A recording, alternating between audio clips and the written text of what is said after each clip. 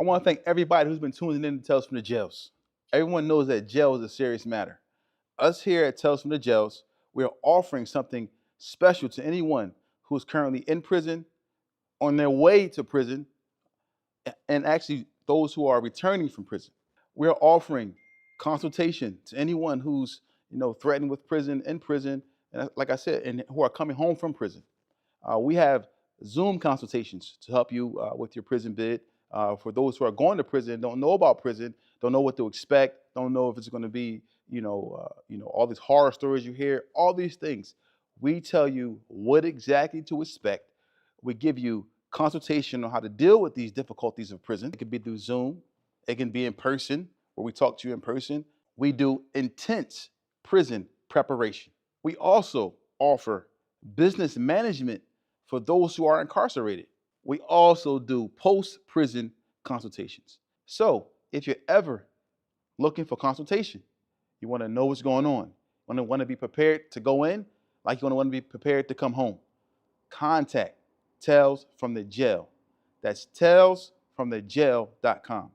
Talesfromthejail.com. You see it right here. Talesfromthejail.com.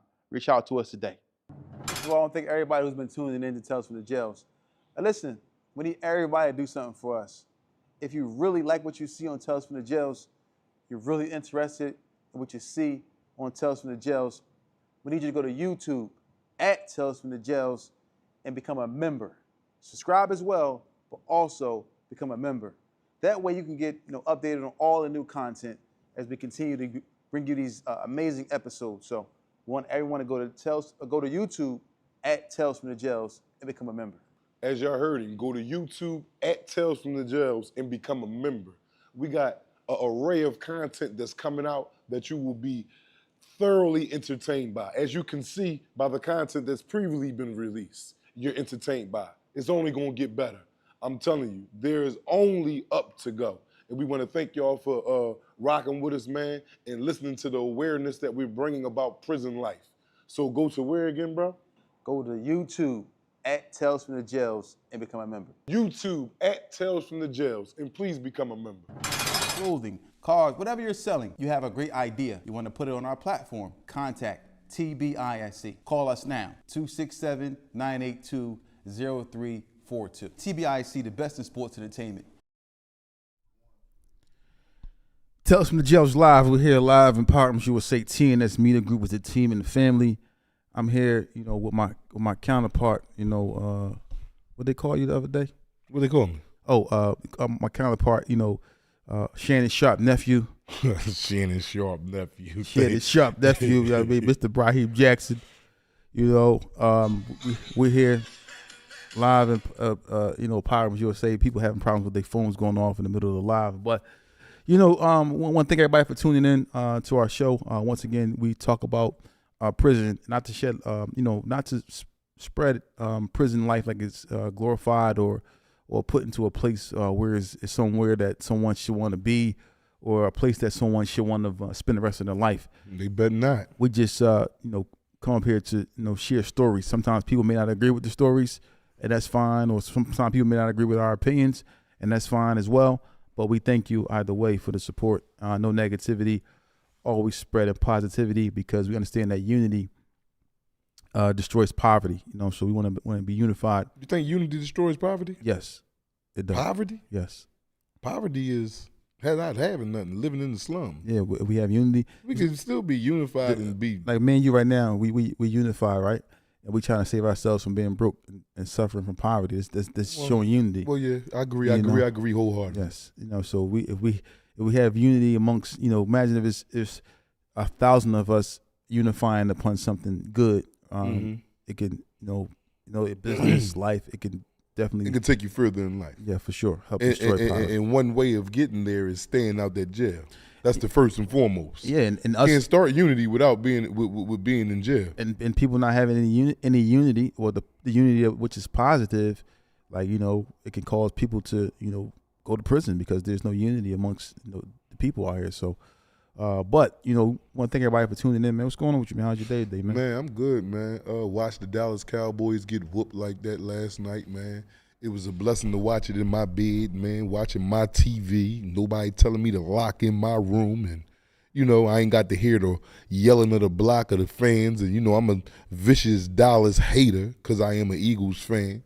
In the penitentiary, man, watching, sports in the penitentiary can be kind of tricky, especially federal penitentiary. Why I say tricky is because the way it's set up, the way we sit there in the common rooms, in the feds, you don't get TVs where you could purchase your own TV and then you can go in the seclusion of your cell and, have your headphones on. No, you got to come out to the day room and they got about 8, 9 TVs on the block.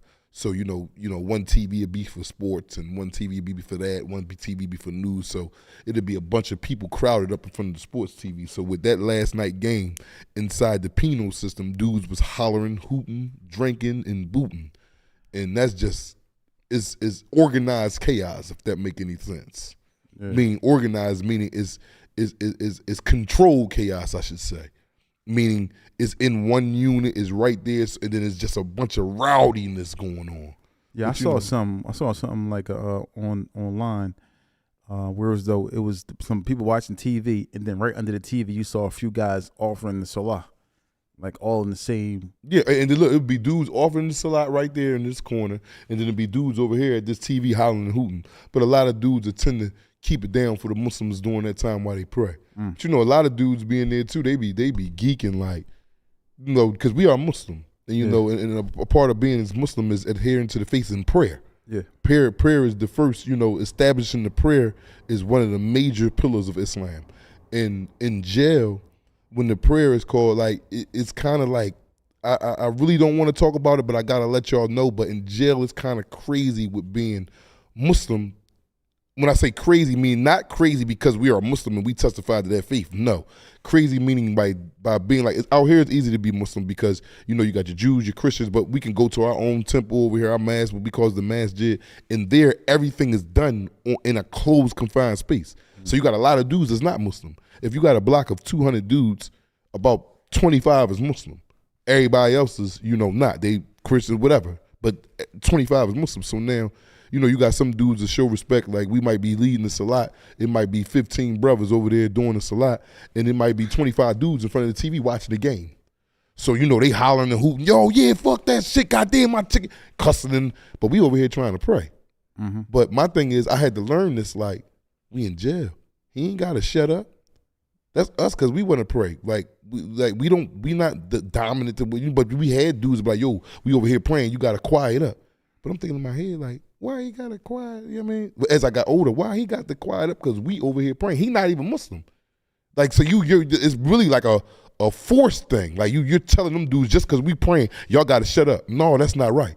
Well, I mean, if you tell, I mean, I understand. If you're telling somebody, if you're telling somebody to shut up, then that's different. It's not done in that manner. If you ask them, yo, can you quiet down while we offer this salat? That's but you're asking a whole unit. That's cool. Nah. It don't go like that, man. Because a lot of dudes that's doing their thing. They playing cards. Yeah, they're not just gonna be quiet. Cause take that down to the chapel. You can't. Like, cause we supposed to be in the chapel for real. You can't. Oh, but I'm saying, okay. Like, we supposed to pray all, like, cause they started a system in the feds where, as though if they catch more than one dude praying together outside of the chapel, that's a write up. Oh, okay. They could take you to the hole because they know that interferes with the dudes that's not Muslim, and that's really like oppressing the people that ain't Muslim.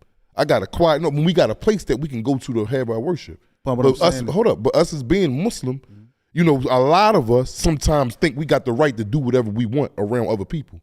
A lot of these Muslims do, especially jailhouse Muslims, because Islam is looked at as a gang in jail. Even though it's a religion, but the administration look at us as a gang because the way we carry it. You can't do nothing to our brother. We crushing you.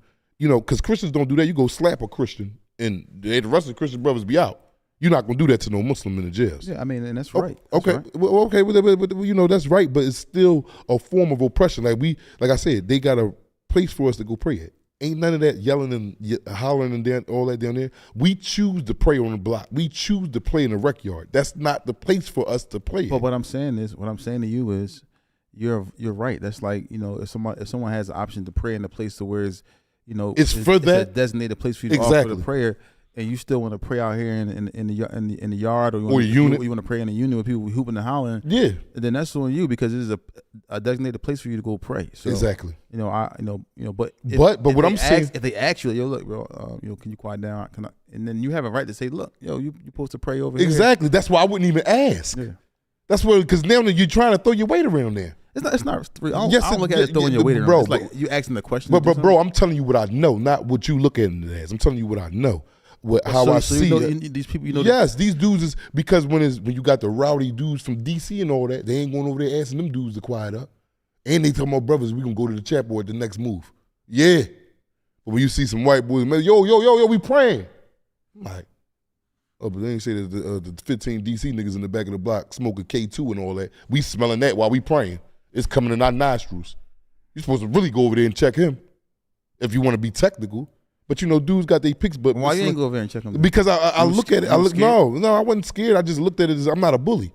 I'm not gonna let, because I'm Muslim and we rolling strong and I got to make you feel or uncomfortable. No, I know. Like I said, we got a designated spot. They give us the chapel. Like Friday, we get our Jumu'ahs.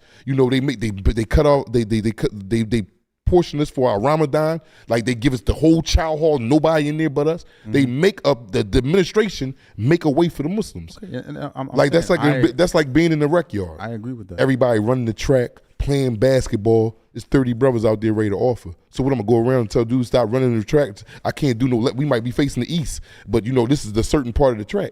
And then can't nothing cross in front of us while we playing. So would I go out there and stop the track?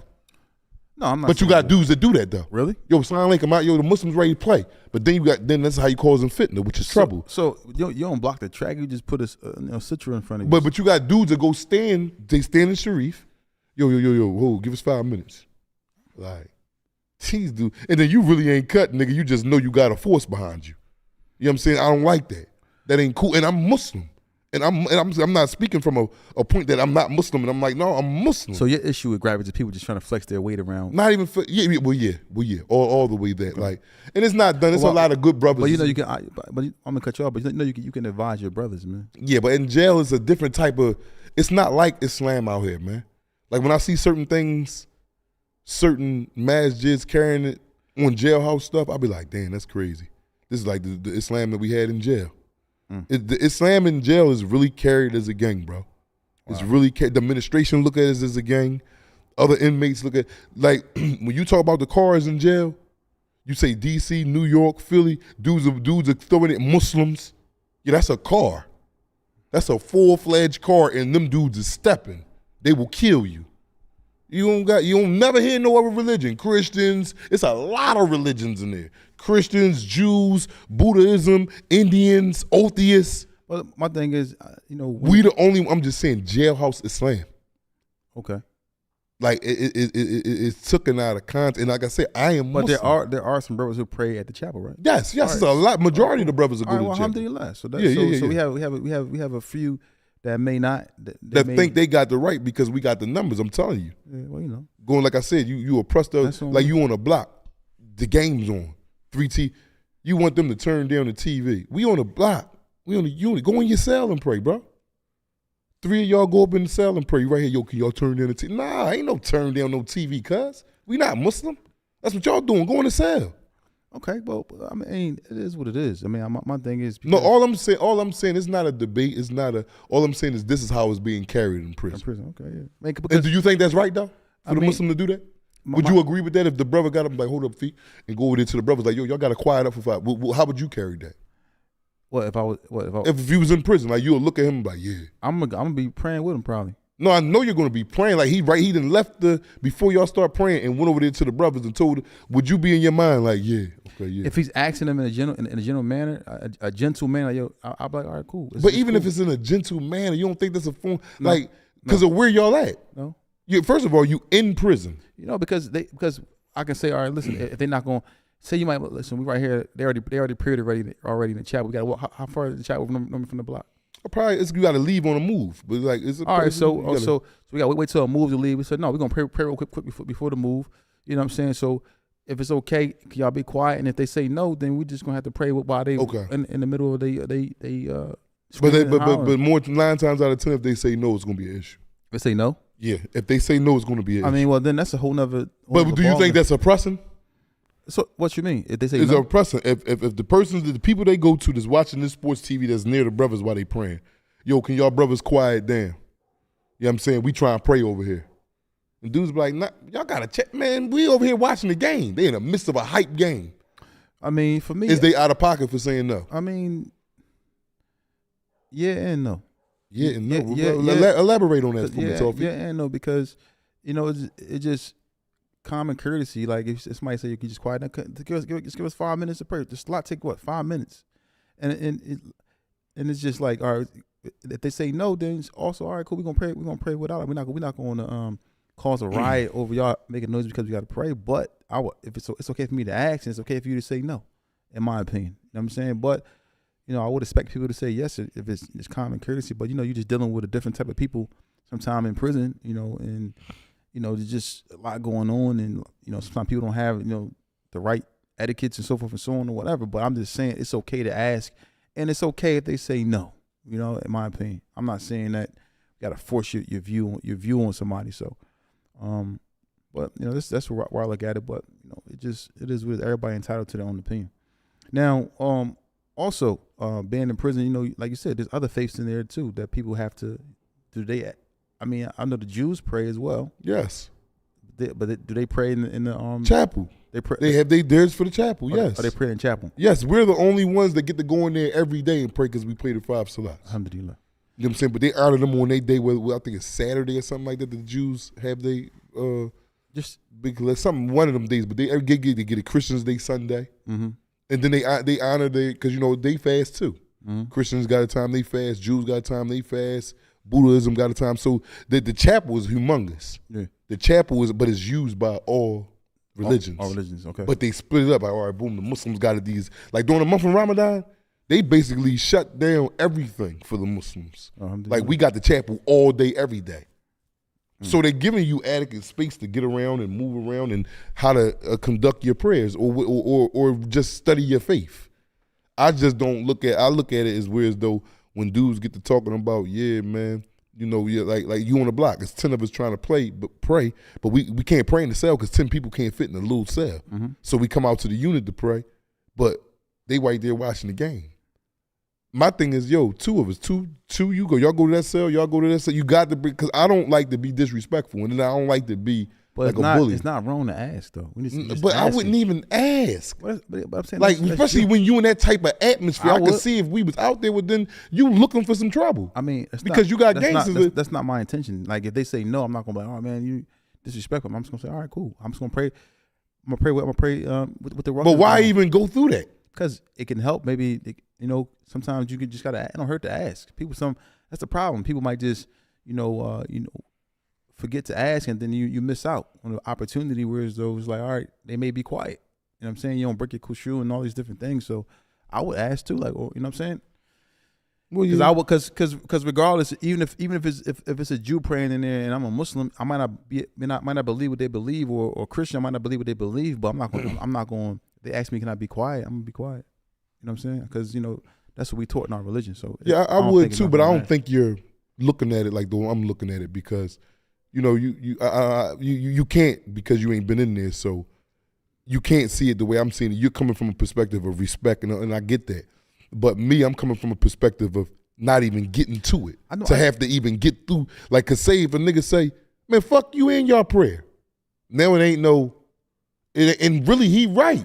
But no, he's not. Yeah, but he is. How we ain't got the how. Why we got to turn by saying that? Fuck you, and fuck you. How could you sit here and say that as a Muslim though, bro? That's not when I say he right, meaning I don't got to turn down this TV for you. No, but I'm saying that's what I'm saying. Okay, I'm not saying it. Fuck you as a Muslim. Like, no, I'm saying that's why I wouldn't even ask. I wouldn't even try to, because I know we got a place for us. They not now. I can see if they was there in the chapel now. I go in there because you got dudes that hang out in the chapel, dudes that go in there and smoke or whatever. Like, it'd be party time down there if you really ain't serious about your faith. The Christians go down there, the bus moves and pass off packs to each other. They in there, you go in the chapel and they all in the hallways. They supposed to be in there doing service. They out there talking to their homies. Now we go in there and it's like that. Like, yo, now you get this, because this is where we supposed to be at But if they said that to me, something vulgar like that, I'm not going. I'm like, all right, cool. Because at the end of the day, But that's man, you though, Feek. That's just you. all right. Well, I'm saying The for next me, man maybe not. the next man may take it a certain way, but I would. And bust him. That's my brother. I'm like, no, don't even, because we taught in our But religion, why it's not even about, go through that when you know this is where y'all even supposed to be praying at? all right, but That's like I said, I give you the scenario on the track. Brother go to the brother. So it's cool for him to say, yo, listen, can y'all give us 5 minutes or y'all stop running the track for a minute? We're oppressing them boys because we want to pray. Then y'all got to stop this track. When we got a place to go pray. certain things that he doing, because I'm assuming it's grass around the track, right? What you mean? That you can pray like No, the track and then inside of the track is like all grass and all well, that. pray in there in the middle of the track. Why are you trying to make it difficult? But what I'm saying is where they facing that. So when people run past, Well, they're running. all you have to do is put a sutra in front of the person leading the prayer. That's all you got to do is put a sutra in front of him, and then everybody praying behind him has reaped the benefit of the sutra. So I wouldn't even, I wouldn't even care what was going on around. But I understand that prison rules is a little different than regular rules. But, a lot different. But It's night and day. It's night and day, bro. It's white and black. Common the etiquettes in there is beyond the etiquettes out here. Like I said, me and you could be sitting up here and I could pass gas and that's nothing. That's nothing. That's a regular body flow. No, but I don't look at it like that. We sit here right now. But I'm saying you'll say like, damn, why you do that? That's the most you'll do. Like, damn, it stink. We might laugh about it. In there, you could lose your life. A dude will be wanting to kill you, put the knife in you. He's sitting there, he don't know you.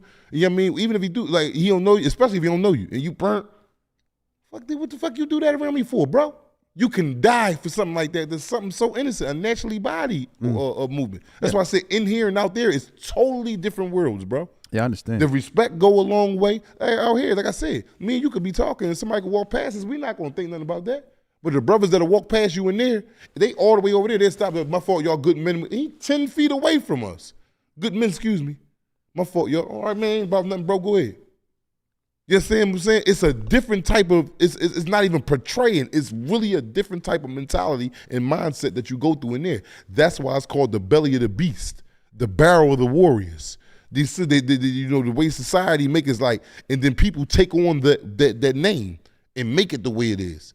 Like they say this, we send all the dregs of society in here, in prisons and these facilities, these institutions we got. So people adopt these names and be like, all right, that's what we is we animals. We up out here now. You know what I'm saying? So it just be a lot of different things in there. Me, you don't look like it is. But me, I would never even ask the brothers to quiet up and this and that. Yeah, because I've been in prison. The only reason why I'm saying this is because I understand what you're saying too. It can be a huge. I'm assuming the block is huge. Yeah. And it could be 100 people on the block at one time. What you mean? It'd be 150, 160. All right, so a person telling 160 people to be quiet isn't like. I agree that's a little outrageous. Yeah, that's like maybe. That's really trying to. That's bullying. Like you got it on a blowhorn, yo. Yeah, that's what they doing. Standing on tables, yo. Let's get 10 minutes over here. That's bullying, bro. I mean, and then I'm looking at him like this. As soon as the nigga pop off and say something crazy to him, then we got the rod behind us. It's a little extreme. So, but it's a lot extreme, Feet. Yeah. It's a lot extreme, man. But if you can't move, on is a 5 minute. You got to wait but for like a 5 minute no, move. but no. What you do is 2 people go in each cell and pray. 2 people like me and you, we'll go in my cell and pray. You 2 go in your cell and pray. That's how you alleviate the whole mess. Because you know you ain't supposed to be, they don't want no group praying, period. So we breaking law not only in the institution, we breaking law to the officials, because they'll come up and see 10 of us praying and the police won't say nothing to us. They'll wait till we done praying and get all of us a write-up. Yeah, I mean. We already told y'all no congregation praying. I would tell everybody to pray at the chapel if you can. Exactly. Then you see what I'm saying? Then is it making sense? I just had to think about it, but if you can't. But dudes are birdie because they carry that mantra like, yeah, we Muslim and we rolling hard. And I see that with a lot of brothers, especially in jail. That's not from our religion. That's not the gripe, but that's not the debate right here. We're talking about what's going on. You know what I'm saying? So that right there is a major thing that goes on in jail. Like Muslims really be like, yeah, we Muslim and y'all don't follow, we follow, but we're gonna do what we gotta do right here, right now, and we don't care if you're not Muslim or not. And you got to adhere to this. No. I look at that as crazy. Yeah. I be like, they ain't not even Muslim, bro. They don't follow our faith, bro. Yeah. But you going over here, then you oppressing these men. They got to turn down the TV when we got a designated area for us to go pray at. Yeah, I mean, I understand. I'm just saying, like, my thing is, my thing was thinking about it, like, asking in the polite, manner. Maybe that's not wrong. But you have dudes that do that. Yeah. You have dudes that get done like that. Majority of the time, it get done in a polite manner. And does it work? Sometimes, yes. All right, alhamdulillah. Then, so Sometimes it works, and brothers are, chill, whatever. It won't go down to like you can hear a mouse piss or something like that. But it just be. But niggas will tone it down for a minute because you got a lot of instances where, though, we from Philly, we got dudes from Philly that's not Muslim, so they be over there watching TV too. But they are home. We all homies. I saw something too. On I don't want to make it too religious about like praying and all that, because but I saw something online one day. I think it was online or TV, one or the other. I think I was watching something, and it was a group of Muslims praying, and it was I believe the guy was a Christian, I believe, and he walked up with a blowhorn while they was praying, like just speaking, whatever he was speaking, saying whatever he was saying. I believe comparing Islam to Christianity and so forth and so on. I think. And they was in prison. They was outside. It was outside praying, like outside in like a park or something, I believe. And he had the blowhorn, like just like saying, what he thought to be the truth. And I thought that was like kind of like rude to do that. Yeah, that's what the Muslims do in jail. They're not gonna stop no Muslims ain't stopping no Christians from praying. No, not stopping, but they do a lot of. No. Maybe you don't understand what I'm saying. There were Muslims that were praying, maybe like 30 Muslims praying. And the guy came up with a blowhorn while they was in the middle of the prayer. And he was like saying whatever he thought to be true about his religion and so forth and so forth. He was being ignorant. Yeah, that's what I'm saying. Now that right there, that's ignorant. That's like outright ignorant. That's going too far. That's ignorant. You a big, like you out of pocket. Yeah. So even though, because regardless from our religion as Muslims, you know how many muezzins I seen get knocked out? Yo, what? Do you know how many muezzins, and for the people that don't know what a while they were calling the adhan? No, not while we was calling the adhan. All right, cool. I mean, on as soon as they was done, though. As soon as the last saying of the sleep. Why? Because the way dudes do is oppressing. Dudes is in the corner of the doors. It's a lot of like calling Allah. You know what I'm saying? You're yelling this on the whole unit. It's dudes that's not Muslim. Dudes is take it for a couple days. But he's calling the adhan to call people to prayer. Yes, but we have a designated area for us to go do that. What, at 5 a.m? Yes. Whenever the prayer come in? Well, no, not at 5 a.m. No, not 5 a.m, but you can pray in yourself. Okay, so if they're calling the adhan at the chapel, yes, somebody's designated to do it at the chapel, and you still calling it on the block. Yes, the different prayer, because you're not at the chapel all day. Yeah, well, yeah, maybe I mean, Allah knows better. Maybe he is a little wrong for doing that. Yeah, like you got. If it's already being called, can you hear him calling it from the chapel? No, you got to be in the chapel. They got the speaker. You can't hear it outside the chapel, but you know the times. Okay, but you know it's being called. Yes. Okay, so then he's probably in error. Yes, probably he is in error. So somebody knocked him out for. Yes. Numerous ones. So somebody dudes that slide over in the morning like, yo, man, listen, man, like I understand y'all religion, man, y'all faith and this and that, I get it, but it's a lot. It's way more dudes on here that's not Muslim that is Muslim. Like, can y'all take that down to the chapel, bro? I'm in there knocked out. I got to get up and go to work at 6. I'm knocked out. You right next door to me. Allahu Akbar, which we believe in this. He don't believe in this. He might be atheist. Like, yo, this nigga every morning. That's why they make a designated spot for you. Yeah, I mean, I agree. And then when you do that, and a person come tell you about that. I don't agree on getting knocked out though. Well, you don't agree on a lot of violence. But I'm just saying, in jail, if you go to jail, you're gonna have to tighten up. How? Because I'm be sad. I'm wanting to come in there with you, make sure you all right. How? You don't agree with a lot of stuff that you're gonna have to agree with, bro. How? I'm just saying. But I'm just saying on both parties. Like I don't agree with him if it's already called in the chapel. Why are you calling it on the block? No, at the time, like we can't get to the chapel at 5 o'clock in the morning for the fajr. Why can't? For the morning so what time? Don't crack the cell? No, the cell don't open up till about 6. All right, so hold on. So there's someone coming from a block or the imam or wherever he's. No, it's not none of that. So for fajr, no one's calling the adhan at the chapel for fajr. No, not in the chapel. Okay, so the chapel is closed. So is one person designated every block to call the adhan? Every block, or one person to say it every day, a different person to every block. Every like block. Whoever is on that block. Stop making this so complicated. No, it's not complicated. I'm asking you a question. Listen, if it's 10 Muslims on the block, it's one dude out of the Muslims that's going to call the adhan because he can't get to the chapel, right? Yes. All right. So what's wrong with that, bro? No, I ain't say it was nothing wrong with it. Why somebody want to knock him off for doing that? He just because it's an obligation. Yes, but you're oppressing the other people. How? Oh, so you don't see the gripe with them? Nah, I don't agree with that. So they got to go through this. Just like if they was calling this a prayer, we had to. But they ain't nobody doing that but Muslims. Like that's not a part of their religion. But ain't nobody calling it but the Muslims. I understand, but it's not a part of their religion. All I'm saying is, if it was something from their religion where they had to call a prayer, I'm not gonna come on my cell like, yo, bro, I'm here trying to sleep. And you never know what you gonna do, bro. Especially if you don't follow that, bro. You never know, bro. I'm saying you can never say it until you in that position. So me as a believer, I'm not going. If a person has, if a Buddhist or a Christian, whatever they doing, I'm not gonna come out myself and get mad because maybe they might light an incense or something that I don't like the way it smell, or maybe they be praying a certain way. I'm not gonna come out myself and be ready to do something to somebody about that.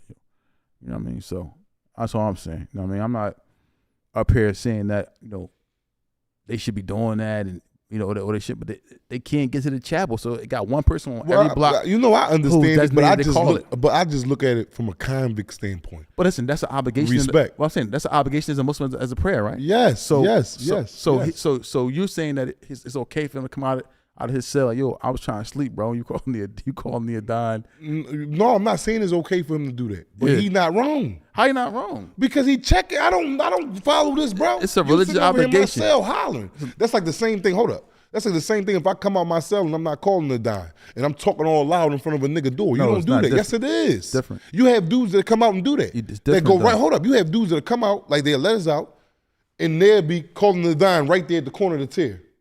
Dudes in there sleeping stuff. Why is dudes have came out and I seen it. Come out like, yo, man, you gotta take that all the way down there, man. Don't call that in front of my cell no more, bro. All right, so I'm not Muslim. I don't practice. I just think that it causes a lot of problems. Can I ask you a question? When they and I'm Muslim, I would not go in front of somebody's cell and call it a adhan. Let me ask you a question. When they crack this cell for the person to come out to call the adhan at a certain time, right?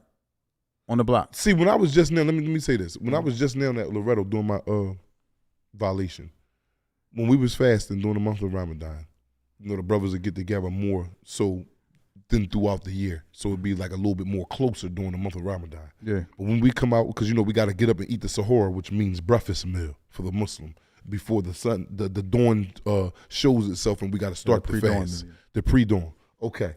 We'll go all meet up, everybody eat. We got like a half hour we get up like a half hour before the Fajr actually comes in, which is the morning prayer. Okay. Brothers is eating, getting in the wudu, and we're conversating with each other about what classes we're gonna have that day, whatever. But we'll go to the back of the block, and a dude will call the Akama in the manner that me and you was talking right now. I mean the adhan in the manner that me and you was talking right now. Mm-hmm. He wouldn't scream it out. He'd go right to the window. Allahu Akbar, Allahu Akbar, in that tone, but we can hear him because we standing right there with him. Mm-hmm. And I just seen that for the first time when I went back and did this, and I'm like, that's a respectful way right there. All right, well, yeah, that's cool. Then, as long as it's being called, if he's trying to be courteous, of other people, then that's cool. Yes, yes, but you got dudes that don't. Dudes just like just going. Yeah, he going right to the top of the Allahu Akbar. Which is all right. I believe in that.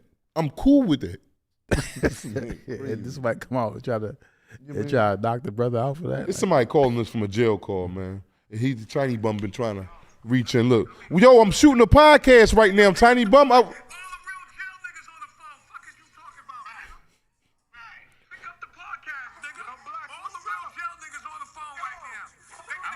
I'm black. Ask him when he getting puff on there, man. Yo, when you getting puff up here? When you getting puff daddy up here, man?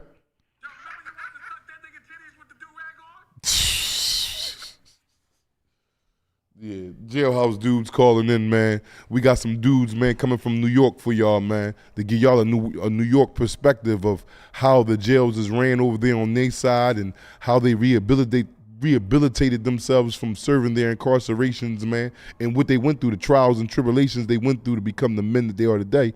But we were looking to do that a lot in the coming future, not just New York, but Baltimore, D.C., all West Coast. Yeah, we got everybody coming from all ethnic groups to explain to you the severity of going to prison, man. Mm-hmm. It's a real live issue. But yeah, back, I don't want to stay too long on religion, but I just feel as though that at certain institutions that the Muslims throw their weight around. Yeah, I mean, and that can be true. I'm not saying it's not. I haven't been in there just to experience. I'm just trying to find a way to where as though it makes sense for everybody to live in a certain situation and Right, I setting, understand what you're whereas saying. though everybody's cool. But I'm Right. just not. I'm not going to try to say that right is right. I'm sorry, wrong is right and right is wrong.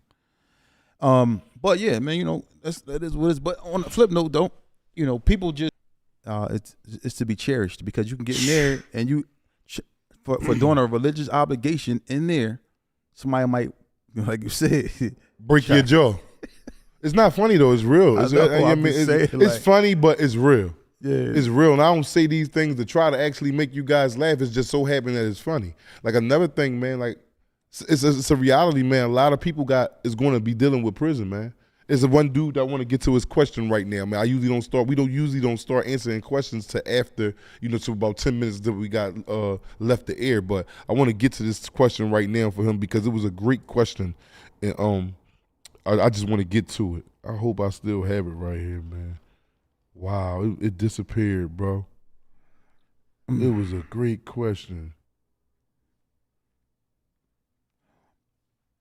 Yeah, but anyway, man, until you find that question. Now, on the flip side, though, Young, when being outside or being in these type of facilities, like when you on the block, right? You on the block, the games and stuff is going on, the poker tables and all these different things is going on. What does it remind you of, like that type of setting where you're on the block, but you're not locked in your cell, but everything is going on? I'm talking about, you said somebody could be smoking K2, somebody could be offering the salah, somebody could be, praying to whoever their God is, people, whoever they think that their God is, whatever their beliefs are. People, like I said, playing poker, chess, all this stuff is going on the block, right? Mm-hmm. Some people might be in their cells. This to me seems like a almost like a small city or something like that. No, I wouldn't say like a recreation. Or like a block, like a neighborhood. Yeah, exactly. Like a neighborhood. Yeah, you So got much stuff about going on. You got about what, 40 cells on the block? 40 to 50 cells. 50 cells doesn't mean 100 dudes. Then the jails is getting so overcrowded now that they opening up closets to where they can fit like 3 bunk beds inside a closet that already got a security door that you need a steel key to go in and lock and close. So they opening up these closets now and building like toilets inside of them and putting 3 bunk beds so they could fit 6 more people. You know what I'm saying? This is how overcrowded these joints. But the blocks really be like, it'd be like like a gym, there's a recreational spot, especially if we can't go off the unit to the real rec yard. Up there, like they got tables on each block. It's probably about 10 tables. Dudes are locked down tables. You had Philly dudes, yeah, these 2 tables is ours. DC niggas, these 2 tables is ours. Mexicans, these 2 tables is ours. And whoever ain't got no tables is the weakest on the block because they ain't get a chance to get it. So Same thing as the TVs. They just stand against the wall? Yeah, stand against, or bring your chair out because they give everybody 2 chairs, 2 little plastic chairs. So they'll bring their chair out and just be sitting there in the common area watching one of the TVs. Or a lot of dudes, they'll open a cell door wide open and be sitting in their doorway of the cell.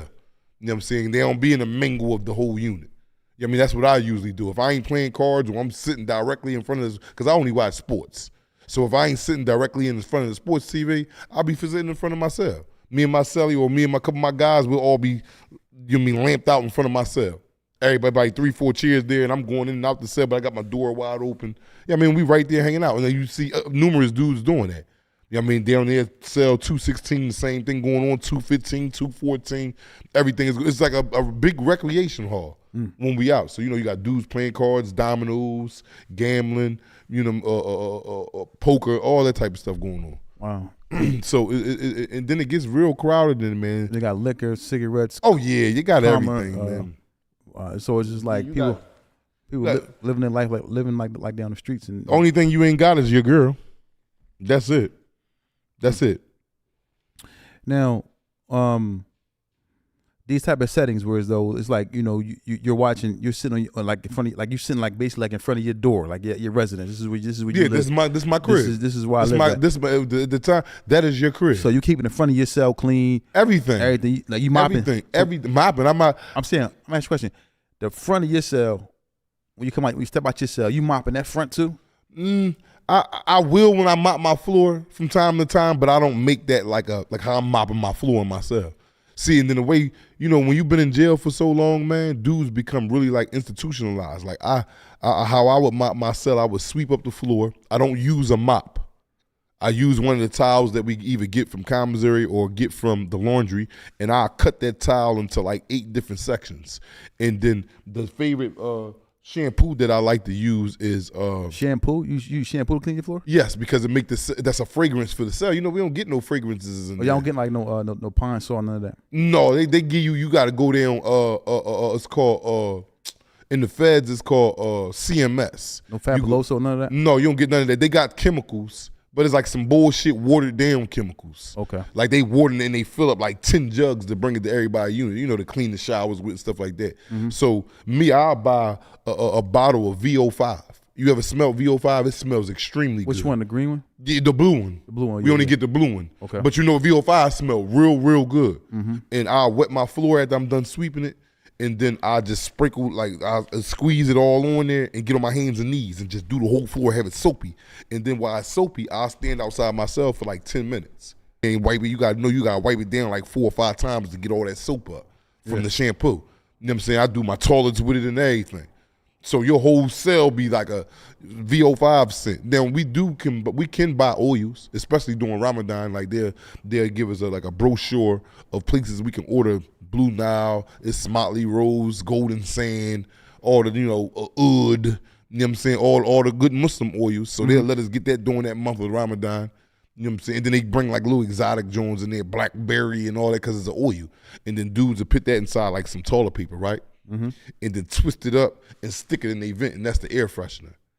You know what I'm saying? You twist that, you take a ply of toilet paper, you twist it. Same way I told you how you light a wick. Yeah. You do the same thing and dip that into the oil and then spread the tip, and it's like a little rosebud. And then you stick it, because every cell got vents. You got 2 vents. You got a vent that's coming out, blowing air out, and you got a vent on the side of it that's sucking air in. Like it's sucking on like they use that vent for dudes to smoke. Like when I was smoking cigarettes and we got a dickhead guard working, I would roll up my cigarette and I'd take my chair and go to the vent and just be right there by the vent because it's sucking everything in the vent. Yeah. You know what I'm saying? So the guard, and then you still got bang powder and all that, but it's better than sitting in my bed or something like that. We really gonna smell of that. You know what I'm saying? So yeah, that's how we do the cleaning in there, man. Wow. So it's like, you creating your own, you shampooing your floor, like you just creating your own smell, your own scent. Yeah, exactly. For your house. Exactly. You know what I mean? And I'm laying out like I might gotta know somebody down laundry. I'm like, yo, man, I'm gonna bring down, because you're allowed to change your quilt like once a month. You know what I mean? So I take my quilt down. I'm like, yo, I'm turning one in to get a fresh one, but give me an extra one with it. Dude might be like, give me a book of stamps or give me 5 macros. I'm like, all right, I'll see you when you get on the block. So he'll put them in my bag. And then with the new blanket, dudes they'll clean their floor down real good and flag that joint out and got it on the floor like a rug. Like dudes is really dressing up their cell like an actual, to make it comfortable and cozy. If that makes any sense for jail, but it do be cozy. Like cause you get a desk in there. To put towels over the desk, make it look real good, put all the cosmetics. Like you'll go in some dude's cell, man, and it look better than some people's houses out here, man. I ain't gonna lie to you, bro. And us as Muslims, like you could tell if you going in the cell with a Muslim. He got the towel over the toilet. Cause your toilet don't come with a toilet seat. It's just a butt-naked steel toilet. I saw somebody cooking like a crab boil in them joints. Yeah. They'll empty the toilets out, get all the water out, fill it up, but it's better. How they getting crabs in there though? But because what will happen is it's called the OM, and that means the officer mess hall. Because the inmates got a mess hall and the COs got a mess hall. Now, they food that they get ordered is more so of street food. Fish, fried fish, not fried, it'd be raw because they got to have inmates in there cooking. They get bushels of crabs and stuff like that. So dudes that work in there steal it.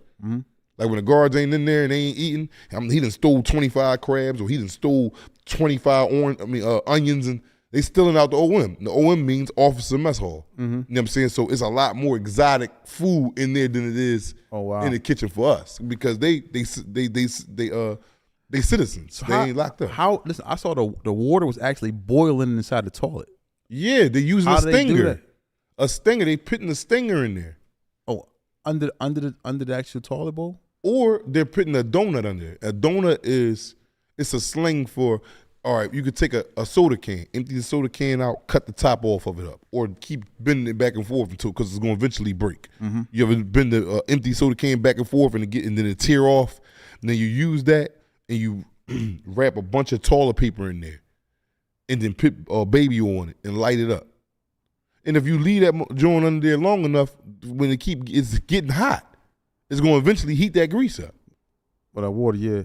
Not water, grease. That was grease. They was frying stuff. No, they was had a boil. Oh, but then you could boil water too. Let me ask you a question. Check the connection, though, man. Make sure they say we have an issue with the connection, man. With the audio. We good? We good, everybody? We good? We good? Can you hear? All right. Cool. All right. So, I'm asking you a question, Young. Yeah. What kind of fight or what type of altercation would break out if I walk into somebody's cell and flush the toilet while that boy was in there? Why would you even do something like that? You talking about what type of altercation? Men don't do that. I'm just saying, somebody came in there just well, you're going to get your issue. You're going to get a very good, I hope you're ready. Like, after you flush the toilet, you might as well pull the lock and sock out and start swinging that joint from the drive. It ain't going to be you can't do that. It ain't going to be none of that. It's straight. It's like you look at it as you walked in and slapped somebody. That's the equivalent of you coming in there flushing. You ever seen something like that happen? Somebody just no, I ain't never seen one of them joints like a dude to come in there. If anything, a dude would rather rob him for the food he cooking than come in there and just flush the toilet. You know what I'm saying? So it'd be a different type of, different type of joint right there with that. But back to cleaning the cells, man. That's like a dude hobby, man. It was mine's at one point to clean the cells so vicious. My cell. I had my cell hooked up, man. I had a bunch of extra towels because towels is your carpet. Yeah. Like dudes is putting towels down on the floor, and you got to take your shoes off and go in some dude's cell. You got dudes that wax their cell floor. How? What you mean wax? They give you wax in there. Oh, they give you wax to wax? Because they want you to wax your the unit floor. Okay, they got the buffer machine and all that. They got the buffer machine and they got the wax, but dudes would be selling the wax. Like if I'm an orderly, I can get to the wax. So I'll probably pour you a water bottle of wax. You don't need that much wax for a cell. A cell ain't all that big. And then, the guards be knowing dudes do it. They'll let you go in there with the buffer machine and buff your floor. I'm talking about you got dudes' floor that look like marble glass, man. And then they got towels all over the floor. So when you come in their cell, you got to take your shoes off. I'm talking about the floor look like it's wet. That's how glassy it is. Dude has spent 2-3 days making this joint glassy. So dudes' chairs. These cells that we're talking about be these dudes' homes for 20, 30 years, man. It was my home for 20 years, man. So you wanted to be comfortable as you can make it for prison. So when you say you got your cell, all buffed out floors, and this scents is smelling good. You know what I'm saying? Then you got somebody coming in there into your cell. You ain't have a cellie or a bunkie for maybe a couple months, and somebody coming in there for the first time. What kind of conversations are y'all having about cleanliness, things of that nature? Boy, the conversation is gonna be like, yo, listen. First of all, he gonna see when he come in there what type of cell this is, especially if you've been doing time. And especially if you don't know him. You would say, like when you go into a cell, like right now, I'm gonna ask you, and you ain't even been doing time. You go to jail, they put you in the cell. The cell you go in is stink. He got shit all over the place, pee in the toilet. He ain't never flush. Yeah. You know what I'm saying? He laid up in the bed, like you can see toothpaste like spit foam dried up in the sink. What type of cell you think this is? You ain't even got to ask him. Trifling, boy. Now, if you come in the cell and see floors polished, stuff all done up all right, this all done up all right, what type of cell would you think that is? I think it's a clean cell somewhere I probably would want to, stay. Because this is what you about. So you right there, you answered the question right there in yourself. Yeah, but I'm saying you having a conversation so what if he don't want to comply? He's like, nah, I ain't, man, this is my cell. It's just I live like this. And you came in there?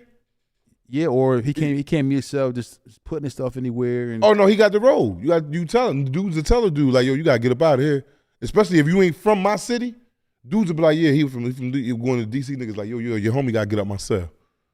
And then half the time, dudes like in the feds, it be real geographical, man. So dude, he not letting nobody come in his cell unless they from where he from. Yeah. Meaning his city. You know what I'm saying? Unless it's like the jail is overpopulated and he got to come in the cell. But still, yet with that too, a dude will be like, well, listen, man, as soon as the cell come open, you gotta get out of here. My homie gonna move in with me. The dude will be like, all right. That's like the rules. Yeah. You know what I'm saying? The jailhouse rules, not the rules of the administration. Wow. It's like I said, this my house. It's like right here, right now. If you allowed your family member to come over or somebody come visit your house, certain things is off limit. Your shoes gotta come off at a certain time at the door. You know what I'm saying? You're not just gonna go in my refrigerator or touch my food. You know what I'm saying? You're not gonna go in my kitchen and cook without, clean up unless I allow you to. Well, first, like, I gotta allow you to cook. And if you do cook, this is a rule, clean up behind yourself. Right. So exactly. forth and so on. So it's all You gonna see, you ain't even got to say that in jail, bro. Once you walk upon or do one of themselves, you already know what it's hitting for. Especially if you've been doing time. Even for the regular man that haven't been doing time. When you go to jail, you go in a cell and you see it smell all good and he got the towels all over the toilet and towels on the floor. You know this dude is in here clean, man. Have you ever seen some cells you walk past and like, this John, they living like I've seen cells that you stand 2 cells away from it and smell feet. It's horrible cells in there. You got nasty individuals that's in there, bro. So what do you do if your cell next to yours, you can smell the stench coming out of his cell coming into yours? Yo, they cell stink. Why they? There ain't much you can do. Just be grinding them niggas up. Like, boy, y'all need, niggas will be like, yo, hit that shower, play that water sport. Ain't no sharks in there. Jump in. Niggas screaming that up. In cell 16, there ain't no sharks in the shower. You know what I'm saying? But that's disrespect. And they trying to play me in front of everybody. Yeah, you playing yourself. So everybody knows this person's cell. You just said there's a stench. You don't think everybody know, Feek? People got to walk past the cell when they out in the you might only smell it though. No. Well, you the only one that can smell? Yeah, because right next door to you. No, if you smell it, because people got to walk past cells. It ain't like I could go, like if you walking on a unit and you go traveling all over the unit, you're going to walk past there eventually. You're going to walk past every cell on the block eventually. 2-3 times a day. You on the block, you might got to go up in the ice machine, might be over there by where his cell at. So now everybody got to go past his cell. But you're not looking in their cell, but you sitting there smelling like, damn, it's that smell. So when you get that smell, is it okay for you to look at their cell now? Because you smell. No, it ain't okay. It's still never okay for you to just be looking in a man's cell. I don't care what it smell like. But you could definitely be like, yo, man, this cell stink. Like, that's what dude's gonna start doing. Dude's gonna start putting it out there. Because evidently, you a weirdo for real if you in there just stinking and all that, and then you got you to the point to where though men gotta say something. So people are already labeling you out like, oh, he's a fucking nut. Like, dude on some clown stuff. So people will start alienate you. Like, man, dude was on just some crazy time. You running around on some bozos. That's what my man like to call it. He's a bozo. You know what I'm saying? You got bozos in there. Bozos in there just living any old kind of way. Like savages. Wow. And that's just it. Do the guards come in and be like, yo, clean the cell? Yeah, every week is inspection. You got inspection every week. What are they looking for? Make sure beds is made up, lights ain't covered up. Because a lot of dudes will put newspaper over their lights to dim the light in the cell. To make it like a night light. Because when you put the newspaper up over the light, it looks like you got a night light on instead of a regular light on. Okay. You know what I'm saying? So you ain't not allowed to do that though. But certain guards will be like, go ahead, we ain't tripping. Or they'll tell you, man, the administration be there in the daytime, Monday through Friday. Like the warden, all the lieutenants, the captain, and they go to unit throughout the week. So a guard that work the day shift, which is the 7 to 3 shift, will be like, yeah, keep stuff off your light fixtures. Don't have your door covered up where we can't see in there. All the big wigs. They usually say the big wigs is around. So once what the guards come, they do the inspections, make sure no lights, make sure your bed is made, all these different things. Now, you may attract rodents and Oh yeah, all the time. Especially in one of them old prisons, roaches, rodents. Oh yeah, roaches. Yeah, you got roaches in Lewisburg and all that. That's them old prisons. They ain't even got AC. So this is old. So it is what it is. Wow. Roaches. Yeah. No bed bugs, nothing like that. It have been incidents of bed bugs in there, but they usually be on top of that because that can affect everybody, not only the convicts but the guards. So they ain't gonna anything that can affect the guards as well. They attacking that head on because them bed bugs can be vicious. Yeah. I worked at a job, man, when I came home the first time from over there by Eastern State Penitentiary when I had a client. I used to go in his crib. And I took them Jones home, he had fleas. Well, it was bed bugs. It was like you could wear white socks in there. I used to wear white socks over my shoes and stuff like that and go in there and then the socks you do it just to see if they in there. And I'll look at my socks and there'd be thousands of them on each sock. What, bed bugs? Yes. Yeah. Yep, they're very, and they come, once you get them, boy, whew, good luck getting rid of them. Yeah, them Jones vicious. They can stand extreme heat, all types of stuff. Extreme heat. The heat we can't stand. You gotta kill them with alcohol. I don't know. Yeah, I don't know what you gotta kill them with, but yeah, alcohol. you gotta get them out of here. Yeah, And then nowadays, ladies and gentlemen, man, like these jails is getting really, really over capacity, man. And instead of, like letting people go, they're taking them. And that means like 2-man cells become 3-man cells. A 2-man cell, like this, the size of a closet. Imagine that, y'all. A closet, a nice size closet, a bunk bed, a toilet, a sink, a table. Just that little bit of space. They put in another, they call it a bunker bed. It's a bunk that sits on the floor that they're dragging in. Like, yo, like when dudes, like when the jail is overcrowded and dudes like see a bus come, dudes will be in their cell. Like, man, I hope they ain't put nobody in my cell. Because you get designated to what cell you going to in R&D. So when you come out of RD, you already got a card. You going to Unit A and you going to cell 112. But the guys up there don't know you coming to their cell yet. So dudes will be up there like, yo, a bus came, man. Damn, I hope they ain't put nobody in my cell. Dudes be like, dudes will rumble and go to the hole about that. Like, no, he not coming in here, man. There's already 2 of us. Mm-hmm. No, he not coming. So imagine that, man. You in there, you sleeping on the floor in your little bunk bed. I mean, not a bunk bed, excuse me, a little bunk, but it's laid on the floor. Like you got like a mattress on the floor. And then you like damn near the toilet. So your head at where somebody got to go take a piss at. So when I got to go piss, say I got to go piss 2, 3 in the morning, I'm over there knocked out in the corner on my little bed on the floor. I'm tapping you like, yo, I might got dick in hand. Like, yo, can you turn towards the wall while I pee real fast? Like, that's a crazy joint, bro. That's a crazy joint, man. Crazy, man. Nigga might wake up and be like, I got shit. So now the dude is on the bottom bunk. He can put a sheet up, like in between the bed that's on the top bunk, and just be underneath there while he shitting. But where the hell is the dude gonna go at that's on the floor? He just sit in the corner and put a towel over his head. Like, yo, you done yet, bro? Yo. Like, that's some real, like, think about that, y'all. Dude will sit in the corner and put a towel over his head while you take a shit. Like, that's really crazy, man. And then you gotta do like, yo, courtesy flush, man, courtesy flush. Like, don't nobody sit in the cell and just shit until they done wipe their ass and then flush. No, you gotta flush before that first joint even drop out. Like, y'all locked in with each other. That's why I said the camaraderie with dudes that you build in there, if you got a good celly, y'all been through, so that's like something intimate. Not sexually intimate, but it's intimate still. You know what I mean? I'm in there like, yo, you down there reading your book. I'll wake up, I might be on the top bunk, you on the bottom bunk. I'll wake up, then we might be locked in. We might have been locked in for 3-4 days because of an incident that happened on the yard. Mm-hmm. I'm like, yeah, Feek. I'm like, yo, I need you to put the sign up real fast. I got the shit. Or I might had a sheet connected to where though it's just blocking me, but you over there, you smelling everything, and you can't stand up to him because if you stand up, you're going to see me shitting. So it's just like real crazy, man. And I advise y'all to stay up out of there. Yeah, that's terrible. Huh? That's terrible. That's terrible, bro. I just, for me, just thinking about that, I put a towel over my head while somebody going to the bathroom, and you can hear whatever's coming out of them hitting the water. Yeah, no, but a dude got to be flushing. See, they got, I told you about their toilets. They got the strongest toilets in the world. Jail toilets. Jail toilets is extremely strong. Wow. So listen, what like say, because I know once you get to the yard, you can't really come back to your cell. Is it like bathrooms in the yard? Yeah, they got porta potties out there. Not porta potties, but like little station barriers. They got bathrooms in the gym because the yard and the gym is the same thing. The yard and the yard, like you come out the gym to go into the yard. So in the gym there, I have like a little stall room with 3 toilets, 3 urinals.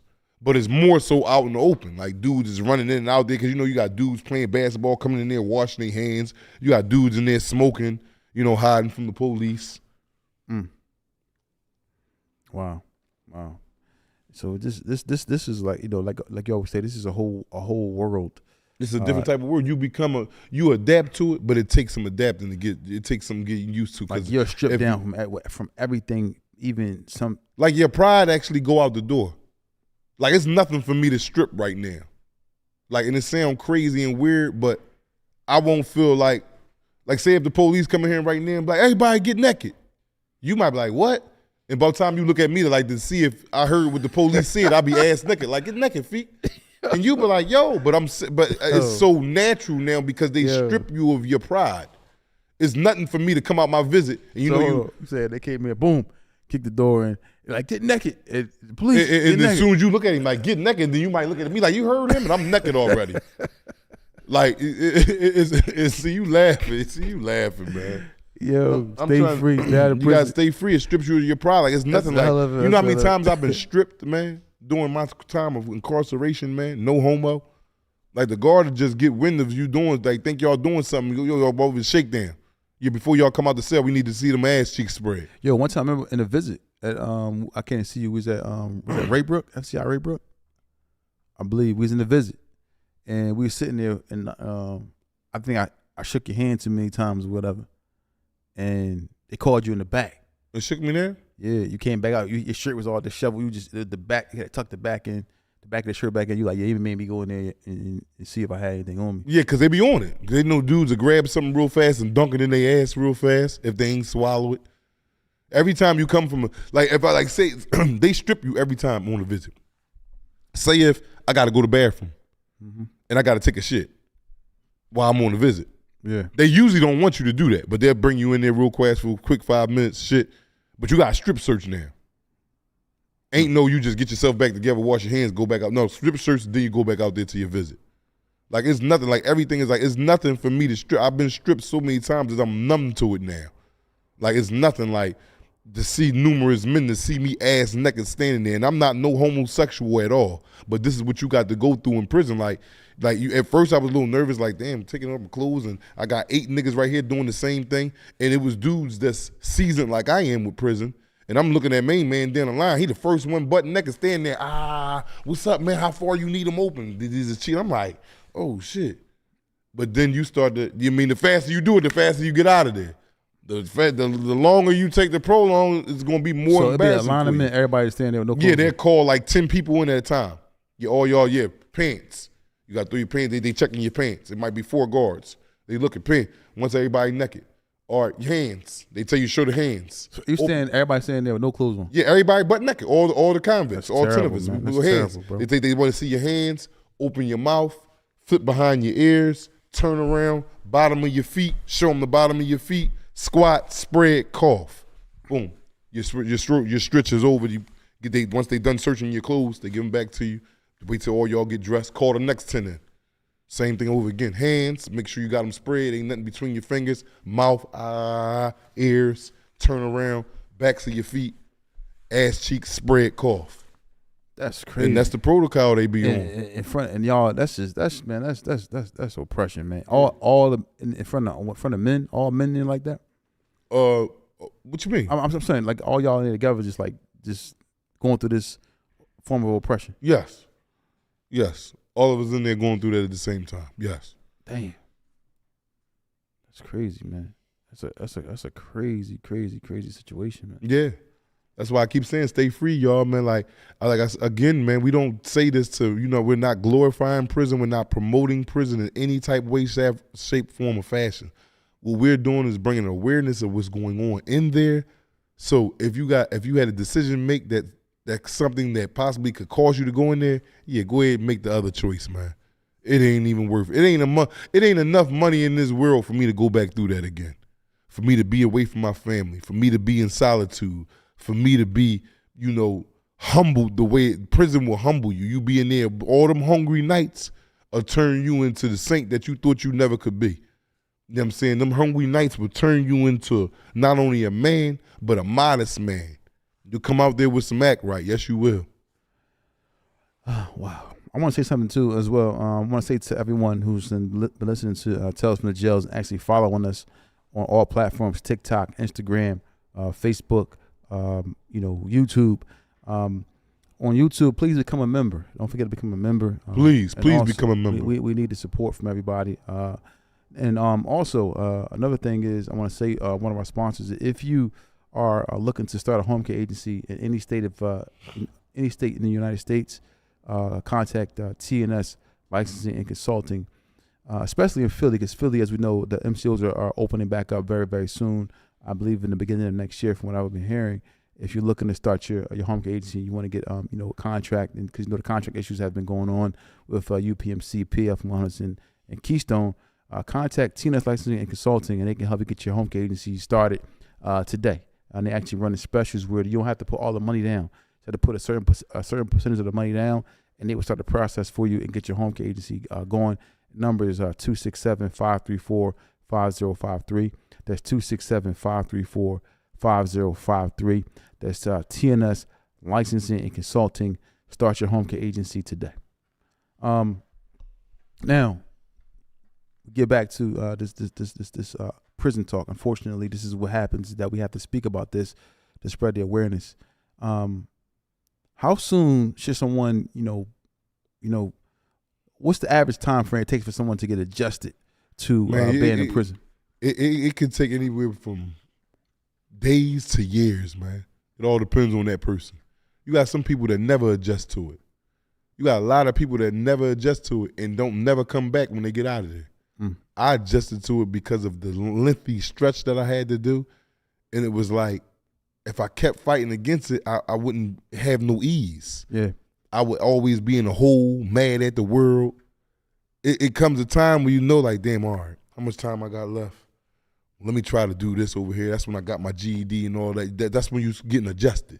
When you start following rules, that's when you're becoming adjusted. So it's like a lot of people, it comes a point where they adjust. Like when I was breaking law in there and I was getting in fights and going to the hole, I wasn't adjusted. That comes from not being adjusted. I'm in a place that I'm not comfortable and familiar with. So I'm gonna show my ass. Now, for those who don't, get adjusted, in the proper time after, certain situations. Somebody said not to cut you off. Somebody wanted to become a member, and they said, "How do you do it again?" Somebody just asked me that the other day too. How do they become? This is a recurring issue. Yeah. So what you do, you go to the YouTube page, and it'll tell you. It'll be a link where you can click that says "Become a Member." If you look at any of the videos that you watch, any of our long form content, like any of our episodes that have guests or anything, there will be a link at the bottom of the screen.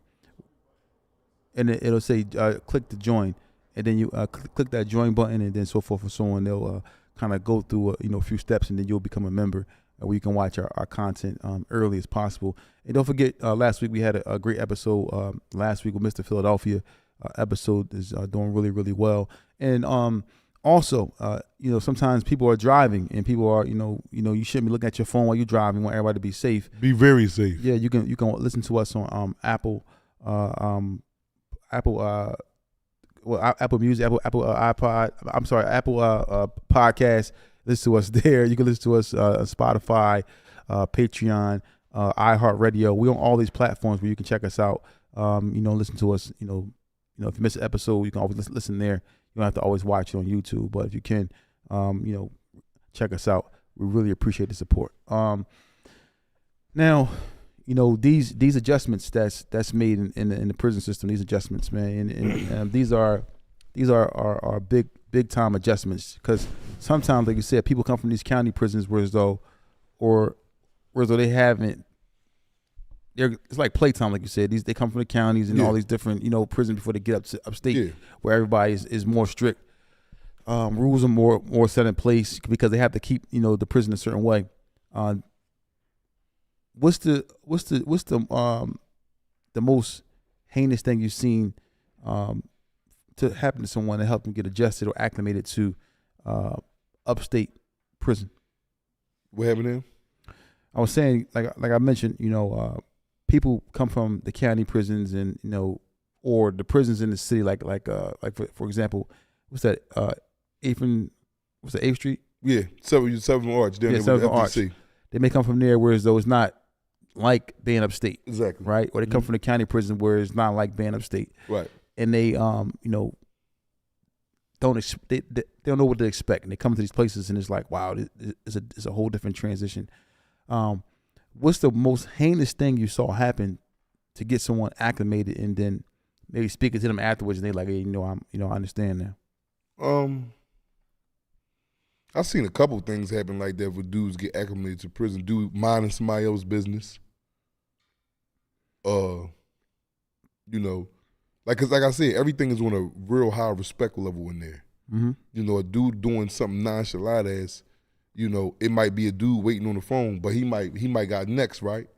But he over here talking to his friend, but he not looking at the phone, so he didn't see somebody hang up. Yeah. Because if he did, because he had next. But another dude seen the bull hang up there, he runs in there and go jump on. So then when bull turned around, like, yo, I was next. He like, man, you wasn't paying attention. Like, regardless, I was next. Yeah. And knock him right out on the phone. So now he know moving forward, damn, you know, you got to respect. Dude, like, yo, phone up. Anybody next? Or ain't nobody next? Or I'm up. That's the proper etiquette to do. Instead of, you know, you know this phone just ain't wide open. You know somebody next. Everybody stays on the phone all day long on the unit. The phones is never not on. I mean, nobody is never not on the phone unless they turned the phones off, the police. Because they got a switch where though they can hit the phones. Wow. You know what I'm saying? So the proper etiquette in prison would be, yo, phone open, ain't nobody next. Yeah. Once, twice, threes, all right, I'm on. And people's on these phones all day. Yeah. You told me once that there was an etiquette that people had as far as like they talking to a lady, they may be having maybe like phone sex with a lady. Yeah. What's the etiquette? What are they doing? Like, you know, you told me they come down with a sock on the phone. How do they got the towel? Well, they got a sock on. They got a sock on. It all depends on how you can't have phone sex in jail in every jail because the way the phones is set up. When I was up Raybrook had phone rooms. So that was like designed for phone sex. And like it had 4 phones in there at one time. So, you know, you might go in there and catch it all open, like especially during child time, lunch, dinner. You know what I'm saying? Dudes will usually wait to dinner time to do that. But dinner time, throwing me off when you keep looking over there. Like it's like I'm talking to Talking about phone sex. Go ahead. oh yeah. They come into the phone with their Oh sock. yeah. So they come into the joint with their sock. Go ahead. And, they come to the joint with their sock. So everybody that went to child. You might be in there, and then like I said, it all depends on what institution you at, where the phone rooms are stationed at. And Raybrook had phone rooms. You go in there and shut the door, so you ain't got to hear what's going on the block. Niggas is yelling at the TV, dominoes slamming. So it was a little bit more quieter in there with the door shut. Yeah. So you got a dude, he got his phone on the sock.